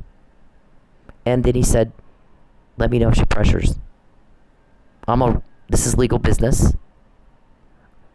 We are independent contractors. We decide what we charge them for what. We got a customer texting us outside of work. We can ask for money within reason. That is none of your business. And why do you care if you're not doing what we say? You're doing what we say. You wouldn't even know who he is. Steve Massengale didn't know who he was. Dan Pope doesn't know. John Steinmetz doesn't know. Jason Moore doesn't know. They don't care. They're not doing what you're doing. You are very good, Mr. Perry, at looking guilty. You suck at everything but that. It's very embarrassing. This has been so easy, it's not even fair. Literally. I don't go out with men unless they make sure I don't miss a meal, sir. You're repulsive to me if you can't do that. And my friend said, it's not a bad economy, and I'm going to tell you something. Saeed started a business for her and made a job and then made sure they had money coming in to that business to feed her, and she didn't miss a meal. I don't remember a meal that Saeed, first of all, we always ate out. I don't remember a meal that Saeed bought that wasn't less than about $30 every day for 4 years. Once in a while he'd come in and say, I'm spending a lot of money on going out to eat. How about I cook tonight? And he'd cook chicken curry or something. And then we go right back to eating out. And I don't remember him taking me anywhere that the food wasn't less than $30 a plate. I don't date poor guys, sir. I don't do canned food. You're not good enough. And she said that, and my family should have known that. And she said if she's dancing and door dashing, what'd he do to her? That's not her. She's a professional businesswoman. We watched her grow up. She will fight her ass off for things and people she cares about. Her freedom, her children's well-being, and her patients' well-being. That was who she was and what she did all day, every day. She interacted with United States senators, United States congressmen, judges, governors, state elected officials on a daily basis. Mostly federal, because that was her job. Regarding her kids, more local. So, who is it you think you are? Who is it you fucking think you are? What does this say? Make him leave me the fuck alone. He's been told over and over and over, leave me alone. Leave me the fuck alone. Get out of my life. I need you like I need a hole in the head. I need you like the Jews need Hitler. And you need to fuck off. It's different when you do the crime to me, but it's the same every time you do it. And everybody's had enough of it. We get the help, you get to hold on. I find out before, not after. And I guess a guy said, you don't like her finding out before? No. Okay, well, she said, people are very upset and offended and uncomfortable with what he's doing to her. Crime tends to do that. Crime will upset and offend and make people uncomfortable. So her people are smart. They're very they do their homework, or they don't do anything at all. They're very smart. They do their homework. They're methodical. They're strategic. They're calculated. And they understand what people want, and people want no crime. That's what people want. They don't like feeling comfortable. They don't like feeling offended, and they don't like feeling scared or threatened. And they want this stopped. So her people are getting the help, and you guys aren't. And you're getting a runaround. And guess what? Tomorrow she's going to find out. Because until Mr. Perry is in jail, or he gets a grip on reality, it'll happen again tomorrow. It's been 10 years of this. Nothing's going to change until he changes. And he starts by getting a grip on reality. She doesn't like him. He's mean. He's not her type. Doesn't fit into her crowd. She doesn't do canned food. She doesn't do creepy guy who interferes with, who invades her privacy and has a peep and Tom problem. Criminal activity. She's not into alleged pedophiles and cop killers. That's not her thing. So he's a reject. He's not what she wants. And until he gets a grip on reality and stops imposing his delusion and his mental illness on everybody else and his crime and being a burden, she'll find out again tomorrow. And that was a month ago. We've quoted you every day since. We've quoted you every day since. You're just not all there. Huntington's disease causes paranoia, delusion, psychosis, and impaired cognitive reasoning. You do the crime to me, you get caught. You do the crime to me, you get caught. You do the crime to me, you get caught. You do the crime to me, you get caught. You touch a hot stove, you get burned. I'm the hot stove. It shouldn't take you 10 years to spot that pattern. You don't matter to me. You're a job, and I'm very good at what I do. No one has caught your crime like this before in your life. Our goal is you're in jail, and you will never hurt anybody again. You will never violate another woman or another child. You will never take money out of the mouth of a child and a woman ever again. You will not kill people anymore. You will not take a loved one from someone again. And no one's gotten closer to meeting that goal than we have. And you act like you've no fucking idea. And we don't even have words for that. It takes that long to spot a pattern, 10 years. So your counterpart, some other mafia guy says, what kind of man humiliates himself to no avail and to his own detriment for that long and for that amount of money? You spend a lot of money getting caught. You don't want sensitive information getting in the wrong hands, and your hands are the wrong hands. So I'll tell you one thing. If one person being broke and bothered results in sensitive information from my organization getting to cops, I make sure that person's never broke and bothered. It wouldn't happen more than once, and they've done this every day for 10 years. My guy says, yeah, and he goes, I can take that over like this when they least expect it. And my guy goes, it's so easy, it's not fair. I shit you not. I shit you not. We've not had such an easy time getting information. The more cruel they get, the easier it is to get, because he's pissing off his leaks. Pissing them off. She's our Katniss. We are not going to let him ruin her. So there's one thing that we've been withholding, because it'll get me killed if I talk about it, but I'm ready to talk about it now. We can't let him ruin her. She's the hope that we have that this is gone, this is over. And these monsters aren't here to threaten us all the time anymore. Did you tell? Did you leak? What'd you say? Boy, we're sick of that. We're sick of it. We want these bitches gone. And she's making that happen. And she has help. I can't do that by myself. There's no way. Fabian puzzle. Who got that to me? We think you're on. Vandersloot might be leaking. If they got the Fabian puzzle to her in jail, Fabian, my manager that I told my friend I like. I'd like to see what he's like. I'd like to get to know him better. And then you start making phone calls about stuff that wasn't your business. I didn't call you up and tell you shit. You got that information illegally. And then you butt into something that didn't concern you. It's none of your business, sir. I don't go out with men who invade my privacy, can't respect boundaries, are boring because they sit around and watch me work. And they have nothing to talk about. I already know what I did all day. I don't go out with canned food. Welfare bullshit, your little, here, I'm going to take your steak. I can make $90,000. I'm going to take that. And here's your tuna. Here's your tuna. Yeah, that tuna can will hit you in the head, I promise you. Hard. right between the eyes.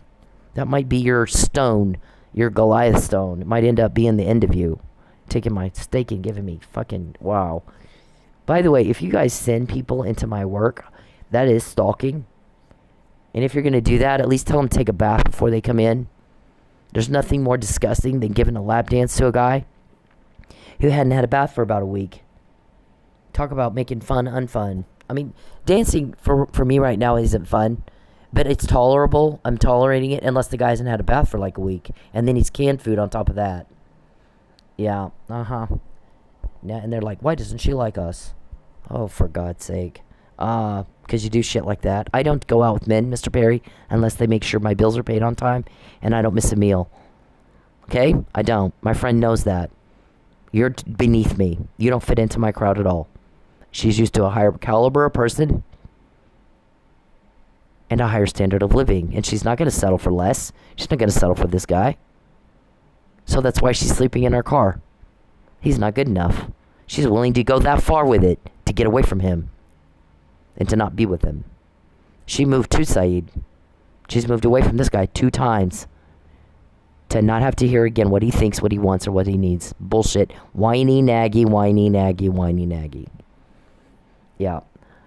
I can't miss a meal, Mr. Perry, or you're fucked. When you're gone, when you're in jail, I have my privacy back and I can eat whenever the hell I want. I'll have plenty of money. My bills will be paid on time again. And I won't have to lie. I won't even be asked to lie. I'll be asked to get on the stand and testify against you to tell the truth. The whole truth, nothing but the truth, so help me God. I can do that easily. I'm willing to do that very easily. Your lie's not working anymore. It's just that you're too mentally slow to figure that out. And your responses to what is being said to you is always a fail. You always act like Neil, like you have no fucking idea with what was just said. And everybody's got to repeat the same thing for you over and over and over and over and over.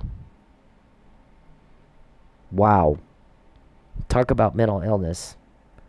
It's like Alzheimer's. It just not clicking. Yeah.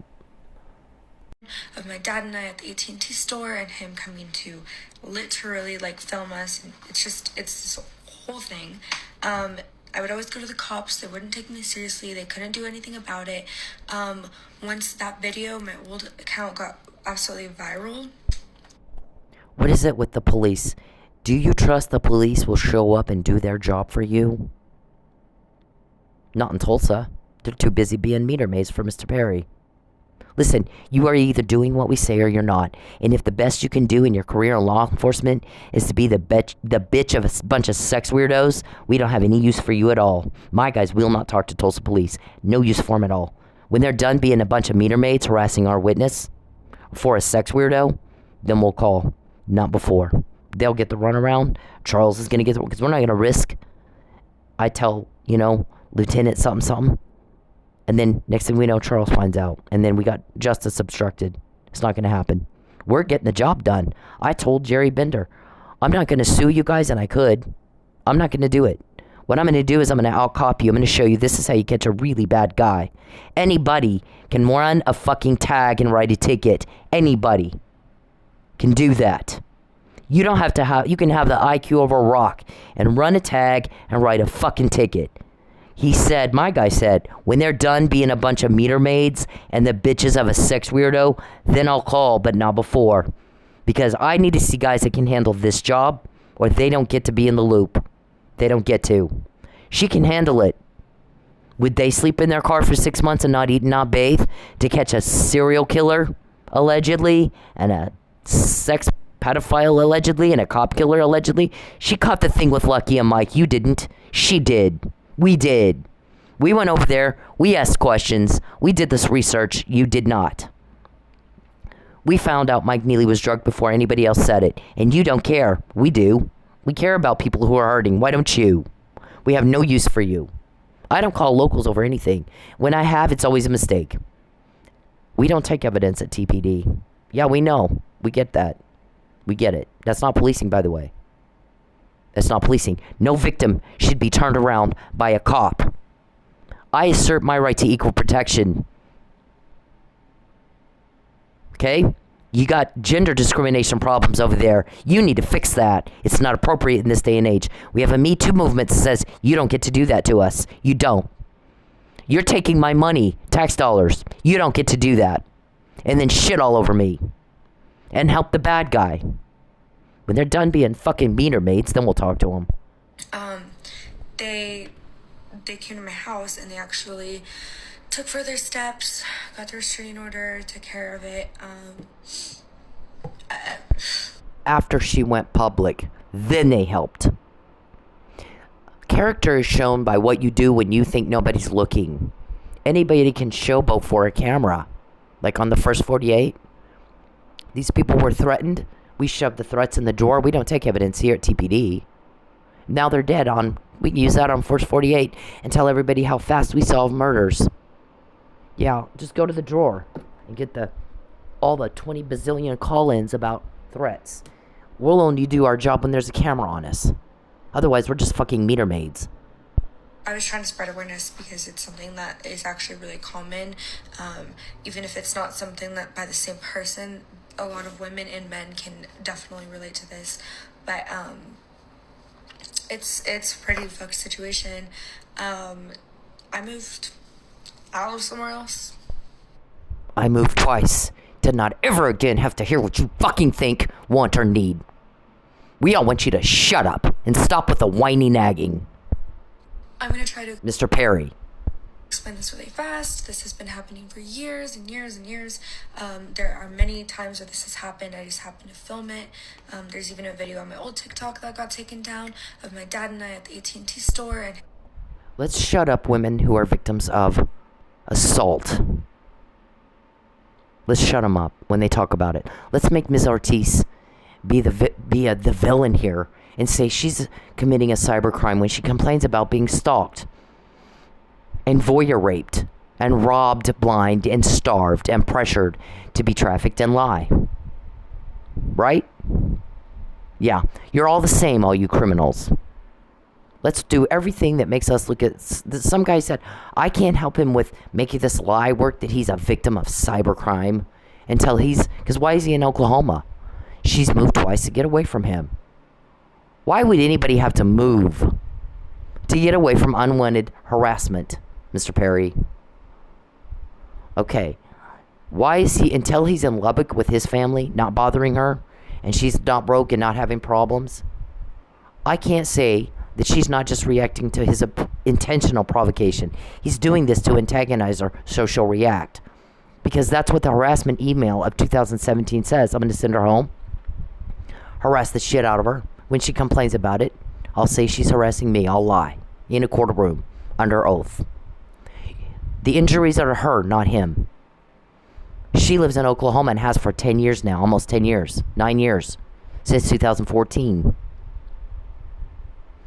And by the way, he's now in Oklahoma and they cannot get him to leave. No parties are in Texas. No crime is in Texas. No injuries is in Texas. Texas has no jurisdiction in Oklahoma. So why is Judy Parker involved, sir? Yeah, she doesn't have any jurisdiction. She's out. She can try to assert jurisdiction. She's overstepping. My guys are handling that. I know you have something in our court. Yeah. What day is he going to arrest you for what you said in her court? That's a flat out lie. him coming to literally like film us, and it's this whole thing. I would always go to the cops. They wouldn't take me seriously. They couldn't do anything about it. Once that video, my old account, got absolutely viral, they came to my house and they actually took further steps, got the restraining order, took care of it. I was trying to spread awareness because it's something that is actually really common. Even if it's not something that by the same person, a lot of women and men can definitely relate to this. But it's a pretty fucked situation. I moved out of somewhere else. I'm going to try to explain this really fast. This has been happening for years and years and years. There are many times where this has happened. I just happened to film it. There's even a video. I'm going to try to explain this really fast. This has been happening for years and years and years. There are many young ladies and young girls and girls passed me by, and I didn't want you to pass I thought you were the one for me, and I'm pretty sure. There's not a romance if both people don't want to be in it. There's nothing. There's stalking. There's harassment. There's threats. There's property loss. There's loss of income. He said, there's no doubt in my mind after looking at her evidence that Mr. Perry kept her out of court 3 times to show, I sued you 3 times. The burden of proof is on me. You had 3 opportunities to make me prove. You had a bunch of ex parte hearings with judges behind closed doors and got everything thrown out. Never a fair jury trial, never a fair hearing. Where the burden of proof is on me and I could go in and prove my case. 3 times you pussied out. Okay? You chose that. It's biting you in the ass right now, isn't it? It's not fun if both people don't think it's fun. It's not a relationship if both people don't want to be in it. Now, I've moved twice to get away from you. I don't care. I don't want to hear what you think. I don't want to hear it. Everybody's sick of hearing it. We get the help. You get told on. You get told on. You get something? Yeah, you get told on. Every day for a decade. What day is he going to arrest you? Huh? I think you better assume he's got evidence of everything, rather than hoping that he doesn't. If you're smart, that's what you'll do. Do you feel the same way? This guy is wacky. Wacky Jackie as they get. Just to kick back and relax in life and get away from the ratness, the rotten people, and just pursue a different life, get a better head start, you know? I'm no one to preach to you. I'm not Mr. Perfect. Believe me, I've got so many faults, way more than even you do in your crazy life you live. But I'm a preschool teacher. I don't wish, and I don't want any ill will on you. And animosity and anger is not good for the heart. I'm not angry at you. You know I love you. And I don't say that about anybody. Never, ever. I don't know. When he asked me, the other girl I wanted to get to know. And she left her mom, you know, or she got arguments with her mom. Not her mom, her sister. And they were getting along, and she's a real friendly, quiet girl. She's like the girl you'd see on Nickelodeon and you know, the Mickey Mouse Club growing up. But, I don't want to pursue anybody that way. There's young ladies and young girls and girls passed me by, and I didn't want you to pass me by when I saw you. I thought you were the one for me. Times where this has happened, I just happened to film it. Wow. Leave me alone. How do you dress like this? What are you like a prostitute? As a woman, this video terrifies me because too many of us have had this kind of experience. As a human being, it should terrify you too. It's time for us to have a frank conversation. I created this space to help women, and angry, mediocre, and weak men keep showing up. They continue to try and center themselves. They don't come at me with facts or even difference of opinion. They come with insults and threats. So some days I struggle because I'm vulnerable, but that does not make me weak. It's what makes me strong, stronger than weak men. I share my experience with sexual assault, and men say, you deserve what you got. I talk about how 1 in 3 women are sexually assaulted, and they say, well, women falsely accuse men. Do you think that they know that they... Human trafficking is sexual assault after sexual assault after sexual assault, and you get a profit from it. And you think that I'm going to go along with that if you pressure me enough with money, with family, with property loss. And all of that is duly noted for the record. By the way, I am set to testify against you in your criminal case. And you, sir, are also tampering with a witness, and you do not get to do that. When you do the crime to me, you get caught. Because most victims don't know they were trafficked before they're delivered. And I do. By the way, your name, your code word for that, Papa John's, can we not make Papa John's this time? No, you can't. I have that code word, by the way. Little Red Riding Hood is using the family to pressure. Hansel and Gretel is, let's coax her to a location where we can do some harm to her, like Miami. Right, Calvin, who's bald and fat? Right, Lucius? Right, Geppetto the Witch? Sanjay the Hacker? Beverly? Renee? Betancourt? Richard, Dickey, Andrew, Lawrence, James, Ruben, Nisbet, Greg, Tim, Larry, Gabe, Jacob. Tim has a problem with this transponder working right every time he kidnaps a woman for them. The FAA can ground you for that, sir. You better get that fixed. They are more than 200 times more likely to be raped by another man than they are to be falsely accused by a woman. They don't care. It doesn't fit their narrative. So do weak men. Until you stop hurting us, degrading us, objectifying us, insulting us, gaslighting us, I'm not going anywhere. You don't get the date, dum-dum. You get told on and rejected, and people laugh at you and make fun of you. It's kind of the way of coping with the very uncomfortable feeling that you give everybody. You don't like her finding out before? She has every day for 10 years. That's not going to change because he's making people uncomfortable. He's offending people and upsetting them. And nobody likes feeling that. But crime tends to do that, and her people are smart. They know what people want. It's not this. They want them gone. She gets the help, they get told on. Cause and effect. You do the crime to me, you get caught. It shouldn't take you 10 years to spot that pattern. It's so easy, it's not fair. We don't even have words. It's ridiculous. Okay, so real quick, this is our blog where we document each threat Mr. Perry's made and all the crime. This is my disclaimer. Right here is National Stalking Resource Centers training videos for law enforcement about hacking or cloning phones to track victims. Voyeurism is also a thing, and it is illegal to do both. This is what police are supposed to do when they take a police report on stalking. Show up and do your job. Okay? If you don't, guess what? Somebody else is there. They're getting it. They're getting the intel. They're doing the research and the homework. This right here is the page on human trafficking. And we review Mr. Perry's cybercrime claims. He's gone to a state where he doesn't live, wasn't invited. She's got all the injury. He's living in Oklahoma now for 9 years and won't leave. She's living in Oklahoma. But why is he there? Why isn't he in Lubbock where he lives? I can't do anything to make his lie work until he goes back to Lubbock and he's hanging out with his family, his own family. And she doesn't have all the loss because he's pressuring her with money, her family, and property loss. No question.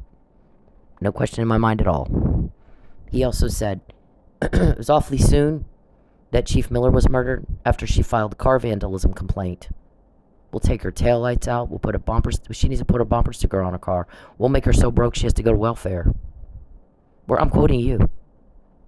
So what police department has that? They're going to give you the runaround as long as I'm broke and you're invading my privacy and you're butting into stuff that doesn't matter. You're butting into things that don't concern you. I don't pick up the phone and call Mr. Perry and tell him about shit. I moved twice not to ever again have to talk to him. I don't even want to hear his name. A lot more people are saying that. I'm sick of his whiny, nagging, and demanding. I'm sick of his whiny, nagging. Nobody invited him to Oklahoma. So why is he up here whining and nagging? Everybody up wasting our time. We're busy. Why isn't he? So we have all that here. Until she's not broken, doesn't have a whole lot of problems you can't explain. Her customers are getting called and told not to do legal business with her so that they can use that to don't do legal business with her, and if you're a family member, don't help her. All that's legal. But we need to pressure her. Don't let us know if she pressures you to do something legal. Because we need to pressure her to do something illegal. Go be raped while we make money. So what my guy said is, call your ex-husband, and if one of two things is what he's going to do. Either he's going to come up and help you and take care of this and clean up the mess Charles made. Again, he's done it more than once. Why not one more time? And not give you shit about it. To distance himself from them. Or you won't hear from him ever again because he's in too deep. Because we got him on wire a couple times now, telling people when she bought that car, she wanted me to put the title in my name so they couldn't take it from her. I should have done that. Or at least put my name on the title. Because then I would just go get that car from her. And she'd be trafficked and we'd all have our money. Is he supposed to get $25,000 out of that? Is what we heard. Okay, that's either true or it's not. So, I haven't heard from my ex-husband since. So how much of that money can he prove he got from his own income, and how much can he not prove because you gave it to him? To give to me, to either coerce or appease, do your panacea, make her think everything's fine and normal, when really it's not, while we plan the next bullshit we're going to do to her. Using her family. Her cousin knew good and well Charles was taking her money because Charles flat told him, her medical business is done, we shut it down.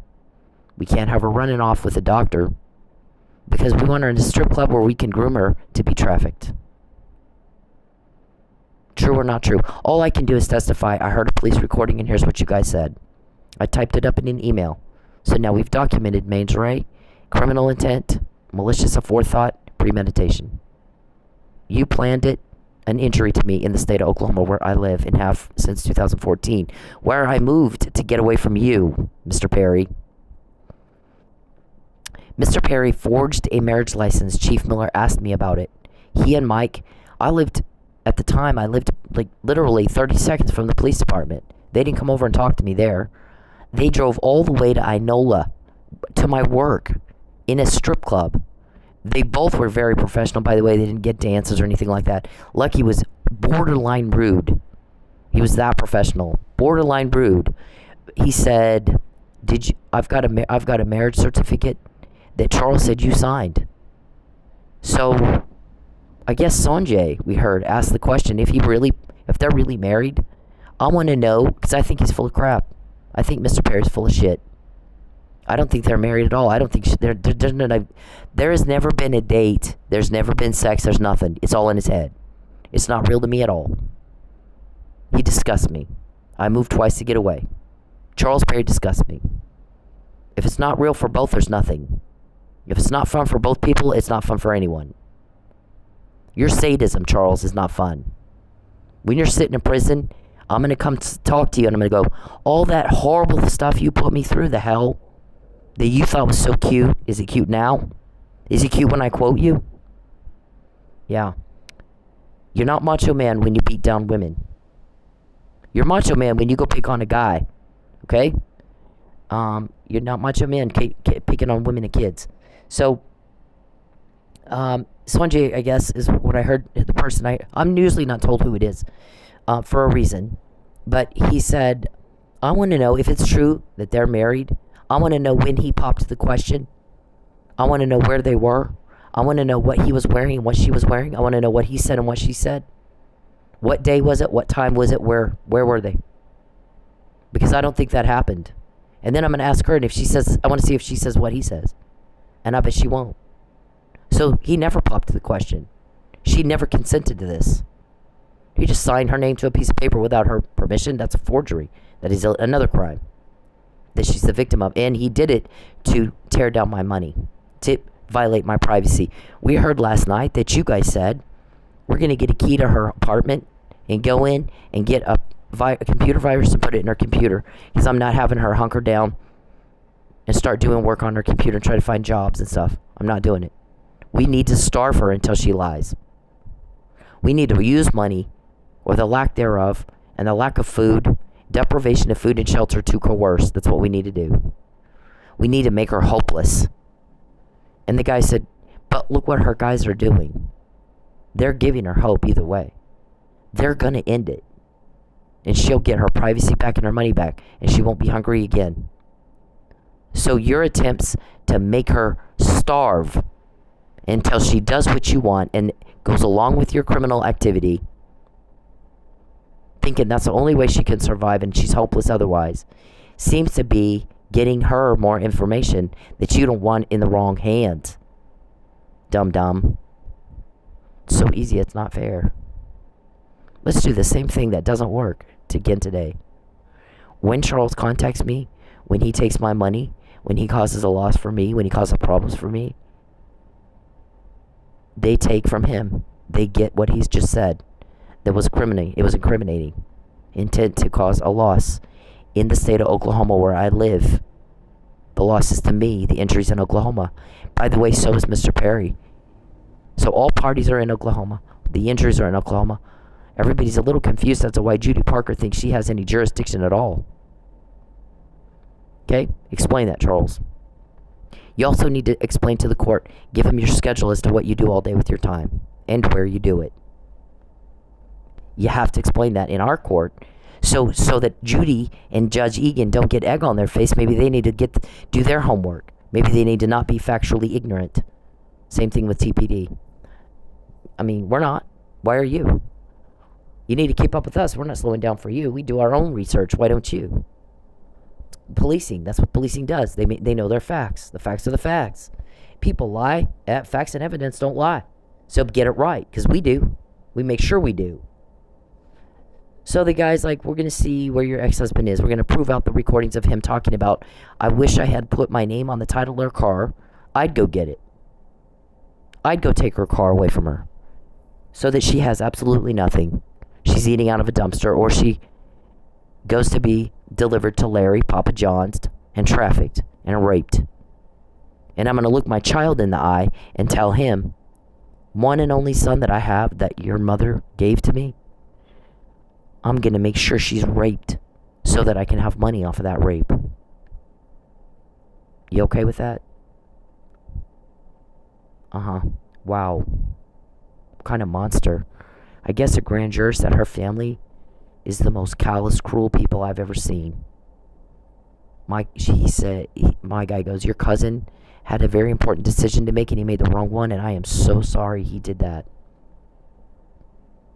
He testified, and Charles ran around telling everybody he didn't say what I needed him to say. I shouldn't even know this guy. That's her family. I'm in a state where I don't live, trying to provoke and antagonize a woman that doesn't like me. And part of that antagonizing is I've introduced myself to her family without her permission or consent.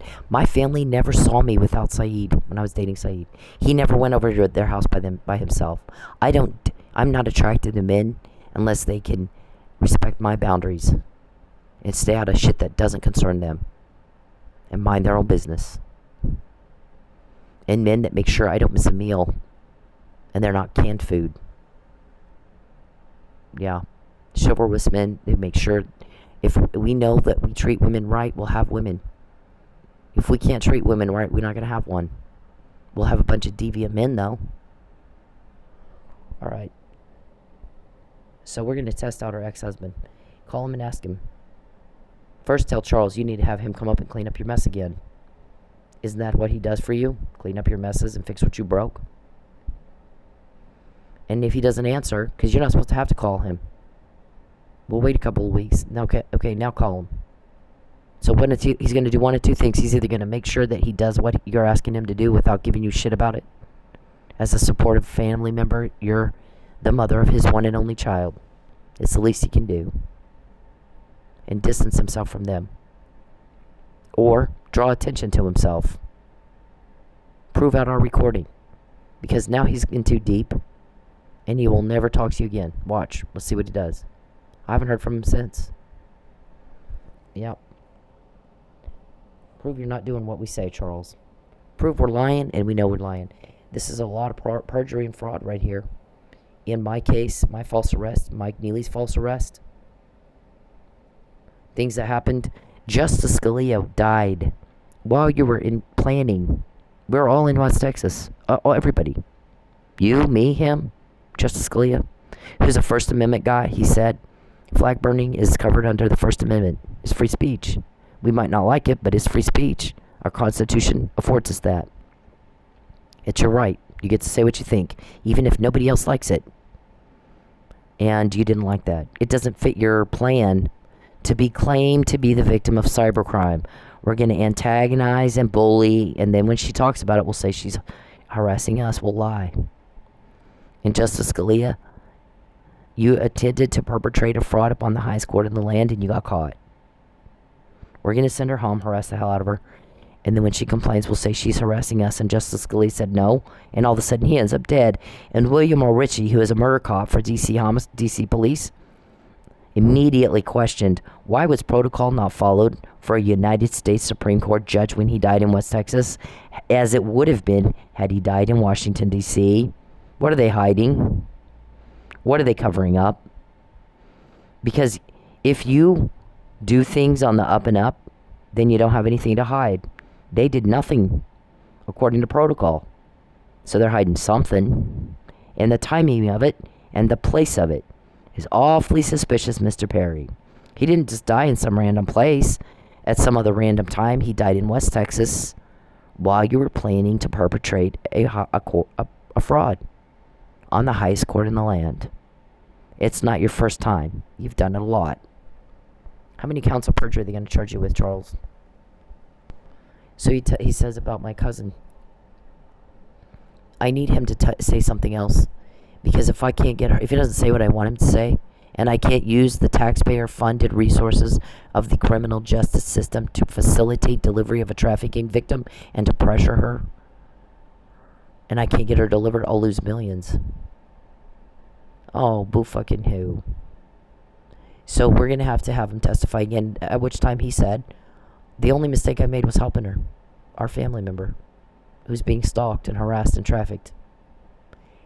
And they said he knew early on, because Charles told him, her medical business that she's trying to do, we shut it down. We need her to dance right now. He may not have known why that they were trying to groom her for trafficking, but he knew they got into her money, and she's broke us at Charles. Because Charles flat told him, we shut it down. We interfered with commerce and contracts with intent to coerce her. We shut down every other job opportunity and made sure she can't find a job unless she's dancing. And my friend caught that, and she said, if she's dancing and door dashing, what did he do? Why didn't Craig catch that? Why didn't Craig tell me? And how many times have we heard you guys say, call Craig and Corky? We're not quoting Craig and Corky, we're quoting you talking about Craig and Corky. Do you get that? Yeah. How much is from leaks? How much is from wiretap orders? It's a need to know. I'm not told how they collect anything. Just all I can testify to is I typed up an email that contained what I heard in a recording. And I sent it out to document. Here's what they're talking about now. Get a key, get in our apartment, and give her computer a virus. Try to make her where she's broken on welfare. We need her to leave Oklahoma. She's catching our crime too much. She can't go to Miami or New Mexico. They might help her. Guess what? If I know you said that and it's not up to you that I know you said that, what in the fuck makes you think anything's up to you? Assume they have even more than that. Assume they do. Or be stupid like you've been. I mean, I don't care what you... We're just like... I don't even know. Okay, so here's this. There's a Me Too movement now that says we don't put up with this bullshit anymore. Not for men. You got Roger Ailes. You got Matt Lauer. Bill O'Reilly. You got... Bill Clinton had some indiscretions. You don't get a pass on your indiscretions just because you're a politician, Mr. Perry. Because you want to make a false claim that it's political. Where's the evidence of a political vendetta? What's the issue? I didn't do anything. It's like you can't, are not able to describe or identify what state you legislate in. What's the difference between your legislative duties and crime? There's a very big difference. You being in Oklahoma is stalking. Stalking is not what you do to pass a law in Texas, nor is trafficking, nor is coercion, nor is calling my customers and telling them $60 is just too much. We don't want her to eat. We want her to starve so we can force her against her will to break the law and go commit prostitution and get raped. We all want our money. We all want our money. You're either doing what we say or you're not. You're not the victim of fuck. You're the victim of your stupid. Definitely that. So you're provoking on purpose a reaction. I'm having a normal reaction to an abnormal situation that you're imposing on me. And it's different when you do it to me. You get caught, I have help.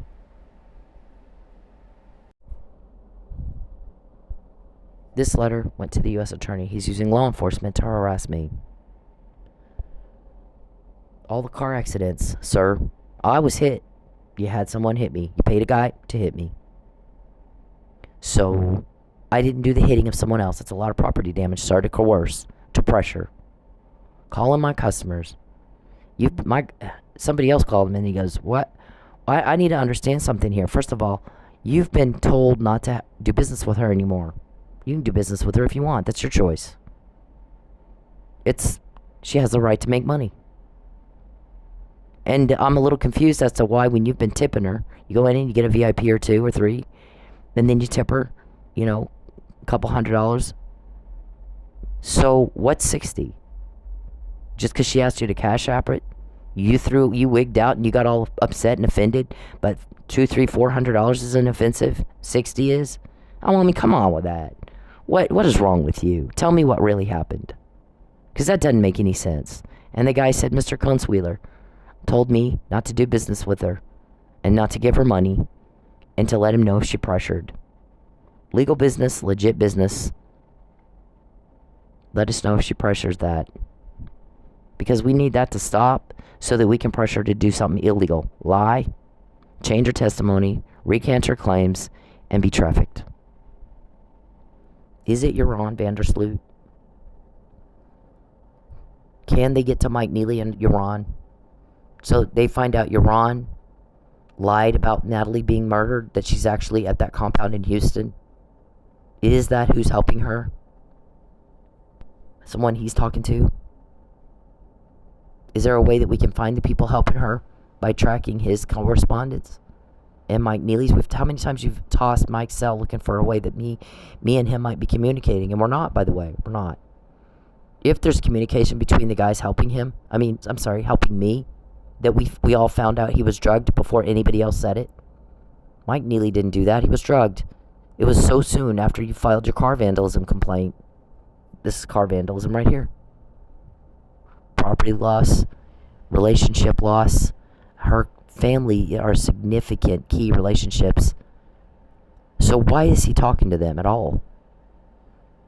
And separating her from her family. Why is he doing that? Until he stops, I can't say he's a victim of fuck. Why is he in Oklahoma? Why? Until she's not broke and having a lot of injury and a lot of problems. Major problems all the time. And he's in Lubbock. I can't make the claim that he's not provoking and antagonizing. Just like Judge Kirkendall said, how do I know you had a proceeding in Judge Kirkendall's court? So you think it's up to you when you start trying to make demands of me? You are off your nut. You are off your nut. Yeah. Because we have a lot of inside sensitive information, Mr. Perry. Don't invade her privacy. I'll invade yours. And I'm gonna get a court order. Or develop an informant. Don't contact her. She doesn't like it. She don't want to hear what you think, dumb. Leave her alone. Stop harassing her and stop antagonizing her. And if she's broke, you're fucked. Because we told you not to make her broke. Get your hands out of her wallet. Lucky comes in and he says, I've got a marriage license here that's forged. I want you to tell me exactly how you signed your name. Spell it out for me exactly how you spelled it. Did you include your middle initial, or did you write out your middle name? Or did you have any middle thing in there at all? Did you write it? Is it in cursive or in writing? How'd you sign your name? I'm like, well, I didn't. I don't know how he signed it. I'd like to see that. Give me a copy and watch him shit himself. It's a forgery. I didn't sign it. I didn't consent to that. I don't want anything to do with that guy. There's not been a date. I don't try to see him. I try not to see him. And if he comes anywhere near me, I'll beat the fuck out of him. He has no idea. I don't go where he is, but if he comes where I am, I will beat the hell out of him. Does that sound like romance to you? No. Would you go out with somebody that did that to your car? Where that made you miss meals and not be able to pay your bills on time? And interfere with commerce and contracts and call your customer and say, don't do business with her, and if she pressures you, let me know. Because we need to pressure her to do something illegal. We all stand to make a lot of money. Was that Mr. Kunzweiler? He said it was. Was it? Why didn't you tell the court? Who told him not to do business with me anymore? Why are you throwing a fit over $60 and acting like a little girl over $60 when you've been giving her $300 and $400 and buying VIPs? That doesn't make sense. Why are you acting like that? Oh, I was told to. Oh yeah, that does sound like something Charles would do. That kind of fits his habit and his pattern that we spotted the second time he did it. So, yeah, he told me to not do business with her, and to let him know if she pressured. Yeah. Duly noted for the record, sir. Alright, well, you've also got this Facebook page. Okay, so on here is the photos, and there's a lot of albums. The first false arrest they did, I got arrested for following the law in the state where I live. You have to file a police report if you want a protective order. You have to. You don't have a choice. And I was getting threatened with death and false arrest on a daily basis. In fact, they were giving me arsenic and phenobarbital or something because I was throwing up. I don't get a blood test. I get hauled off to jail before there was an investigation. I filed a report on the 21st. They have me arrested on the 29th, filing a false police report in retaliation for a public servant doing his job. Yeah, what political vendetta, dum-dum? You know, you're something with a delusion. I didn't get a call back asking for the evidence, like a blood draw, to confirm or rule out arsenic or some kind of poison. Physical assault with a pill. Mike Neely was given Narcan for drug overdose. He was not treated for being in a drunken brawl. And yet he's accused of murdering Chief of Police Lucky Miller, who asked me about a forgery a few months before.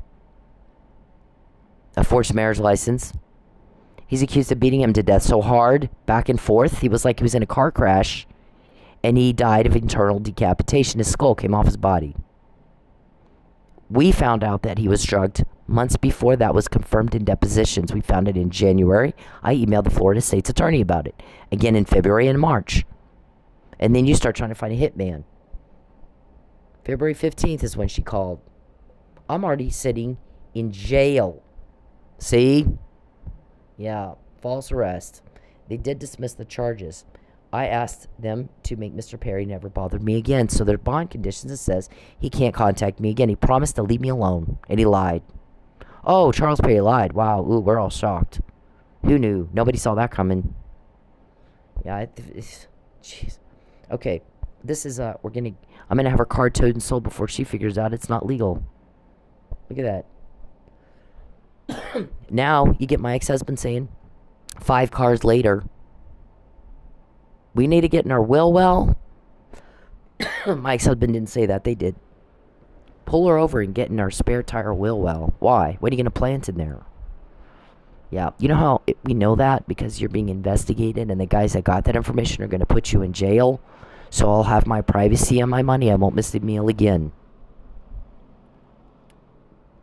So I'm not going to help you. And yeah, they do give me hope, Lucius. Are you the one that said that? We got to make her lose hope? God, how do I even have your name? I've not met you. What about you, Mr. Bittencourt? I've not met you that I know of. Okay, but you're caught when you do it to me. I do have your names. And it wasn't up to you that we got your names. Or your code words. Okay, so that was that. And then we've got Michael. These are the correspondence from 2011, 5 years before I could have anticipated Mr. Perry was going to go into court and lie about being the victim of a political vendetta. And all of this is on crime. There's no political issues mentioned here. It's all criminal. I'm talking about being stalked in 2011. I may have to move. And then I did. Nothing about abortion, nothing about gun rights, nothing. Okay, so he put poison in my house. Yeah, so I left. I rejected you and I left. You're not good enough for me. I don't go out with men that peep and creep. I don't go out with men that contact me after I've asked them to stop and just harass and threaten. Nope. Where's the marks on him that look like he was in a fight? Beat so bad it was like he was in a car crash. And somebody said, when you see somebody in a car crash, what does the car look like? He has nothing on him. The detective said, Mike is like, I'm confused here. I don't believe you. I don't have a mark on me. And the detective said, well, it appears like he was beat to death. Right. But it doesn't appear he'd had anything to do with that at all. The fight was between Lucky and the killer over what'd you give Mike that made him pass out. He slept through it. Why is he in jail, Mr. Perry? We told you to get him out. Make it right. Because if we have to do it, don't make her broke. Don't contact her. Don't invite her privacy. Mike needs to go home.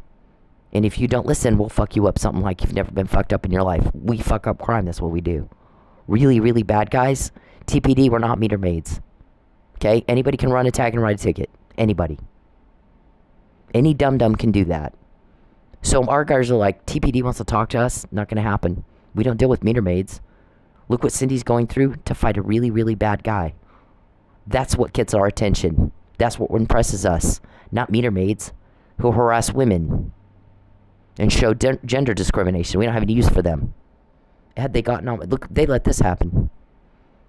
Because they could have gotten an obstruction of justice after he put her in jail and destroyed her evidence of being poisoned, and they didn't. That's a failure, and a big one, and it cost a life. It cost a life. So Natalie Holloway might be at that compound. Because my guys go, put something out about Natalie Holloway being at that compound, because they're talking about her being at that compound. Put something out about being doing an extraction. So we did. We're waiting for a reaction. We always say something and then we wait for a reaction. We don't say something illegal to provoke something illegal. We're trying to prove out recordings of you, Charles. The investigation into your crime got us. He was drugged and didn't do it. He was drugged and didn't do it. He didn't say, look at the injuries on you. You beat him to death. That's not what Detective Stupid said. Finger paint cop. You got to get your finger paints and your crayons out. No, Hillbilly. He said it appears he was beat to death by who? We were upset with Michael that he didn't testify for himself. We get that he was traumatized badly, but he should have testified for himself as a police officer. And I wanted to testify for him, Mr. Perry, and you intentionally prohibited me from doing that. You suborned perjury by concealment. So my guys are going to get your ass for that. Okay? The ones that found out you drugged him. So we're going to say things and we're going to put stuff out to get your reaction that will prove out a recording or not. And you said, she's not gone by Natalie Holloway for a long time. Is she going to remember who she is? So she's at that compound, isn't she? We're getting a lot of details from inside that compound, Mr. Perry. How much do we have that I'm not going to say? That I'm not allowed to talk about right now? It's a need to know. Don't invade her privacy. Don't contact her or her family. And if she's broke, you're fucked. You get your hands out of her wallet. Lucky coined that phrase, get your hands out of her wallet. He and I talked about that too, and I'm not going to get into that. I walked up and introduced myself to him and Mike. And Mike went to the bathroom and I sat down in Mike's chair where he was sitting and talked with Lucky. Then I got called on stage. I went on stage. Mike comes back from the bathroom and they left. What all did we talk about, Mr. Perry? Yeah, that's private. Mike doesn't even know some of it that we talked about. He doesn't know. I guarantee he doesn't know. Like he was told he can't tell him. How did you know he had to be begged to go?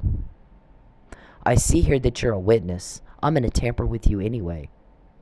I'm going to spoof Lisa Neely's a Facebook account and commit identity theft. And I'm going to get this information and try to find out what you're going to say in court. Yeah. He had to be Hansel and Gretel, is what you call it, David? Is that what you'll call it? Yes or no? Tell the court. Tell Judge Egan. A letter we got also this week. There's some kind of letter. She didn't get our letter. I can maybe write something up. You'll have to resend it. And if you can prove she got the letter and read it, then I can write something up. Then I can do something. There's no letter that's going to change fuck. Just so you know. Mr. Perry steals my mail. Well, that's in here somewhere too. Here's the harassment emails. From 2018 and 17. We're going to harass the hell out of her. And then when she says that we're harassing her, we'll claim she's harassing us. Yep. Nope. Not how that works, guys. Look at that. Pull her over, pull her over, pull her over. Meter maid stuff right here. We took her taillight out to have her pulled over. Pull her over and get her a ticket. I had to change out my light. Take her taillight out so that there'll be a reason to pull her over. Duly noted for the record, Mr. Perry. What else do they have? It's not up to you. Lucky said. We had real crimes to solve. We have real crimes to solve. We didn't have time to harass her for him. I was about ready to get her a protective order. Because they're calling me all the time. You know how much she called? Hardly. She never called. When I reported the car vandalism, that was the first time I had called in. He goes, we know they're doing stuff to her car. A lot. A lot more than Just this one thing. They had just thrown a brick at my car on the freeway. Thankfully, it didn't hit me in the head. It bounced on the pavement, jumped up under my car, and busted my engine in two. And they knew that. Because Manford's small and everybody talks. We were 30 seconds from the police department. The maid and Lucky were very close friends, and they were talking regularly about what Mr. Perry was doing to me. It made her uncomfortable. She would tense up when you sent somebody to pull up and take pictures of me. Everybody was uncomfortable. You're upset because she finds out before?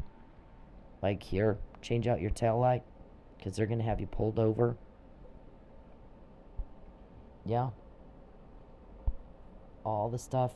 He wants a lie. Yeah, there's all that. Here's the engine. Yeah, right there. A lot of evidence on here that I could have shown in court when the burden of proof was on me. There's this plus the stuff the guys have for your criminal case. This right here, if he's getting her that puzzle, in jail, Fabian and the name Fabian, the word hope. Fabian's real name is Todd. That's a much more common name than Fabian. The probability of the name Todd or Charles or any other name showing up on this puzzle is a whole lot greater than the name Fabian. That's not a common name. It's not as common as Todd, and it's not as common as Charles. If this were random, but it's not. Boo is a private joke between one of the cops investigating you and myself. And it depicts the fear you cause and the sadness. And you're just a wannabe butt in here. Always the wannabe, never the one wanted. It's a pathetic existence, Mr. Perry. These are texts I sent on the night David Robertson first came in. And we talked about, not politics, Fabian. Yeah. Why don't you like Charles? Well, because he's a weirdo. And he's cruel. And that's not my thing. He's a turnoff. And that whole Fabian thing he butted into. I only go out with men that respect boundaries. And he doesn't. You have to be normal to ride this ride. I don't like you. It doesn't go both ways. I don't feel anything for you, Mr. Perry, but deep disgust. You make my skin crawl. You make my stomach turn. You make everybody's stomach turn. We get the help. You get told on. Okay? As far as somebody getting something, we get the help with the information from inside your criminal organization no one else has. Ask Muffin Man. I know exactly who Muffin Man is. I've been gracious right now and not saying that. Why don't you tell the court who Muffin Man is before we do? Okay? Since you like talking, talk about that. Also tell the court who is Monique and where is she today. Talk about Natalie Holloway. Okay? Talk about why you're worried about Joran Vandersloot having someone that can do that. Speak to him while he's in jail, and Mike also. That you toss his cell. If my guys want to get to someone, they're going to get to them, and you're not going to be able to tell how. You might even know when and where and who. Everybody may keep their mouth shut until 6 months after the fact, so you can't get in the way and obstruct justice. Okay? We're really good at what we do, Mr. Perry. We're elite, not meter maid. Our guys will not dignify you people with a phone call. Because he won't repeat himself. He says it once. And he told you in March 2020. Don't invade her privacy. Don't contact her or her family in any way, shape, or form. Not directly, not indirectly. Don't contact them. Leave everybody alone. Stop bothering. Stop bothering those people. And if she's broke, you're fucked. She's not to be broke. That's not what men do. Men make sure we support her career. And if her ex-husband is not on, set to get paid upon delivery, and those recordings of him saying, I wish I'd put my name on the title of her car so I could go take her car away from her, and then she's delivered, now she'll be so hopeless she'll go and be trafficked and raped so we can all make our money. Either one of two things he's going to do. Either he's going to call you and help you so that he's distancing. I don't have anything to do with them. I'm helping you. Or he's in too deep and he did say that. And you won't hear from him ever again. I haven't heard from him. What does that tell you? We always have a strategy with everything we do. Everything. So when I say something, I'm saying it once. If you can't keep up with us, I don't know what to tell you. You've got a lawyer. Go through your lawyer. Maybe he'll help you. They got that to me in jail. Tim has a transponder and he turns it off when he kidnaps a woman. Damn thing doesn't work. Yep, FAA is going to ground you, sir. You better get that fixed. Look at that. This is the McNamara email. He's going to false arrest me and coerce. I'm the Jenga piece, though. They're not Weeble Wobbles, as they claim. They're Jenga. And they push and pull me. Everything's different. They're about to crash. My guys are all over it. Okay, so I sent these, and they're nothing political about it. There's that whole Fabian thing. Well, Fabian doesn't want you. And I go, that's funny. He never said that. That's not what he said at all. Okay. Well, Fabian just wants to fuck you. All right, let us fuck and then get it over with. Why are you getting in the way of that? It's just to fuck. And excuse my language, but that's what David said. He just wants to fuck you. And then and I said, so, let us fuck. Why are you getting in the way of sex? It's just that. It's just sex. Right? According to what you're telling me. And he goes, actually, the two men, Charles and Fabian, fought over you for months. And I go, Fabian wins. I don't want Charles. I don't do canned food guy. I don't do creepy Chucky. It's not my thing. I don't do lazy pervert. Not my thing. I'm not attracted to that. I'm repulsed by that. I don't have any feelings for Charles. I'm interested in Fabian. So he wins. You know what he told me? I think you deserve better than to spend the rest of your life being harassed by this guy. Here's what I think you should do. So he won, not you. Okay? He's the wanted one. You're a failure. Always a wannabe, never the wanted one. So why do you think they got this? They know he's the better man. He's better for me. Or they wouldn't put his name on that. It's intersecting with the word hope. That's not just any word. Those words aren't just in the same book or on the same page. They're arranged just like that. They intersect, Mr. Perry. You like taking people's hope away? Well, he gave me hope. So what do you think? It's not a choice. And besides that decision isn't between you and Fabian. It's between me and Fabian. Okay? You don't butt in. There's that. Alright, so on this thing, we've got all this documented here. We're trying to make her hopeless, so she's easier to traffic. Oh, are you? Okay, duly noted for the record. What court is that in already? The judge has already heard you say it. I'm going to get into her apartment. The judge heard you say this too. I'm going to get in her apartment and give her a computer a virus. We're going to make her broke. We want her on welfare. We try to get her to put a bumper sticker on her car so she's easier to spot. Okay. Take her taillight out and have her pulled over again. Right? Now, what are you the victim of? I can't lie and make him the victim of cybercrime until he's in Lubbock and she doesn't have a bunch of problems, because it looks like right now she's the victim and he's just intentionally antagonizing her in order to get a reaction. Also, he has cut her off from her family. She didn't talk to her family. That's a major key loss. Significant relationships. That is a very antagonistic act. So if she cusses him out because he took her family away from her, oh well, we'll get you a tissue. Boo fucking who? What are you doing talking to her family? Yeah, much less causing some sort of separation. Who do you think you are? Don't go into court and lie anymore. You'll pay for it. Don't take my money. You'll pay for it with Intel, okay? So, I mean, that's just the way it is. It's been that way for 10 years. You pay with Intel. The Intel will be used to put you in jail. And then you can't hurt me anymore. Or anybody else. And rape little kids. Charles, I asked you not to contact me. Listen to me, dum-dum. I don't care what you think or what you want or what you need. No one understands why you think I would. No one. You baffle people with your delusion. It's embarrassing. Very, very, very embarrassing. He can't be governor if he can't tell that he's caught. Everybody's talking about it. He's caught. And that when you're caught, you stop. Not that you would do this anyway. You don't like her finding out, she's going to find out again tomorrow. Because these guys don't get it. Nobody likes the crime. It makes everybody uncomfortable and they're offended and upset by it.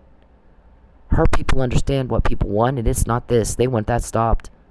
Nobody likes feeling offended, upset, or uncomfortable. She gets the help, they get told on. Period. So it'll happen again tomorrow. And then Charles Perry stops acting like a delusional whack job and gets a grip on reality, nothing's going to change. She'll find out again tomorrow. So don't complain about it. You asked for it. He's not going to repeat that for you. It's typed up. It's posted over and over and over and over because you're mentally slow and you don't get it, do you? It's not our problem. We're going to get the intel anyway. He's going to put you in jail anyway. That's your choice. Every time you contact me, we get more. Every day that I'm broke, we get more. Every day Mike's in jail, we get more. Every day you peep and creep, we get more. You're creepy to me, Charles. I don't like you. I don't have any feelings for you. You make me sick. If there's, you're delusional. You embarrass me with your delusion. I don't go out with canned food. For God, canned food people. It's not even my thing. Never been my thing. My friend said that. She's used to higher caliber people. She's used to a higher standard living. If you can't give her that, she's not going to want him. She's not going to put up with abuse. So for now, she's sleeping in her car to fight him off. It's better than being with him. But you know what she did with Saeed? She moved to him. They actually had real sex. She introduced him to her family. And they were always together. He didn't go over there by himself. They were always together. That's who she cared about. She didn't like Charles. 10 years he's rejected. 10 years he failed. Everybody else moves on when they're rejected. Why can't you? You're part of the 0.1% that fails. Child abuse sex weirdo. Can't control himself. What kind of man humiliates himself to no avail to his own detriment for this long and that amount of money? That's not a man. That's not a man at all. That's an easy organization to take over, though. If they're that stupid, they're increasing your value every time she quotes them and finds out before, and decreasing their own. They made themselves weak. Yep, you got to see the money they've spent getting us intel. Yeah, if one person being bothered and broke gets intel into the hands of cops, I'd make sure that person's not bothered and broke. But that's just me. I'm an intelligent businessman. This stuff wouldn't happen in my organization. So we've got all this documented going way back. Is there a letter? A letter's not going to change us doing our job, Mr. Perry. Okay? It doesn't matter what it says. We got a job to do. Let's catch a really, really bad guy who's doing really, really bad things that hurt a lot of people, especially little children. Little tiny baby humans are forever fucked up because of you. Because of you. You're an alleged cop killer. You're an alleged pedophile. You're an alleged human trafficker. You prove that true or not. That's up to you. Okay? Assume we have a lot more than what you think we have. Because it would be a mistake not to. People do not like this kind of stuff right here. I don't want proof of this. Please leave me alone. Hey, men, leave women the fuck alone. When they're in public, when they're doing anything, you don't have the right to their attention. You don't have the right to step into their personal space. You don't have the right to them. Especially if they're making it very clear they don't want to be talked to. But even when they're not, unless a woman is giving you enthusiastic and continuous body language and signs that she wants to talk to your ugly dumb ass, then leave her the fuck alone. Find a date a different way. Okay? It's not clever. It's not cool. It's not cute. It's garbage. It's absolute garbage behavior. And you're a garbage person if you do it. I don't care if it's in public. It doesn't fucking matter. You don't have the right to her. And you need to leave her alone. And this is Bacon. Okay, so for the record, Judge Kirkendall in 2021 said the same thing the guy said last night. I need you to leave her alone and not be in Oklahoma. And she can't be having these problems. Or it looks like you're doing what the harassment email says. You're provoking, you're antagonizing, intending to get a reaction from her. And then lying about that reaction and saying that she's just harassing you. If that's true, get your ass back to Lubbock, and she can't be broken, she can't have problems, and you cannot invade her privacy. By the way, getting together with her family behind her back is a very antagonistic act because you don't have any business talking to her family. Getting them to testify against her and welcome you into their home and share dinner with you while she's starving to death, and then separating her from her family is a very inappropriate and antagonistic act. So when her life starts looking normal again, and yours does too, then we'll look and see what comes up on Facebook. Because if you did that to me, I'd be pissed and I'd cuss you out as well. That's a normal reaction to an abnormal situation, and you need to stop. Or you will be stopped. We're getting the help you're getting told on. The intel will be used to put you in jail. So that I'm not broke anymore, and my privacy is not invaded anymore, and you're no longer around to cause problems, because people don't like that. Okay? No one likes that. You need to listen to what everybody else wants for a change. Okay? We're really sick of you, Charles. No one invited you to Oklahoma, and I didn't ask you what you think. I don't care. No one understands why you think I do. And everybody's very tired of repeating themselves for you. Okay? Get it the first time like everybody else.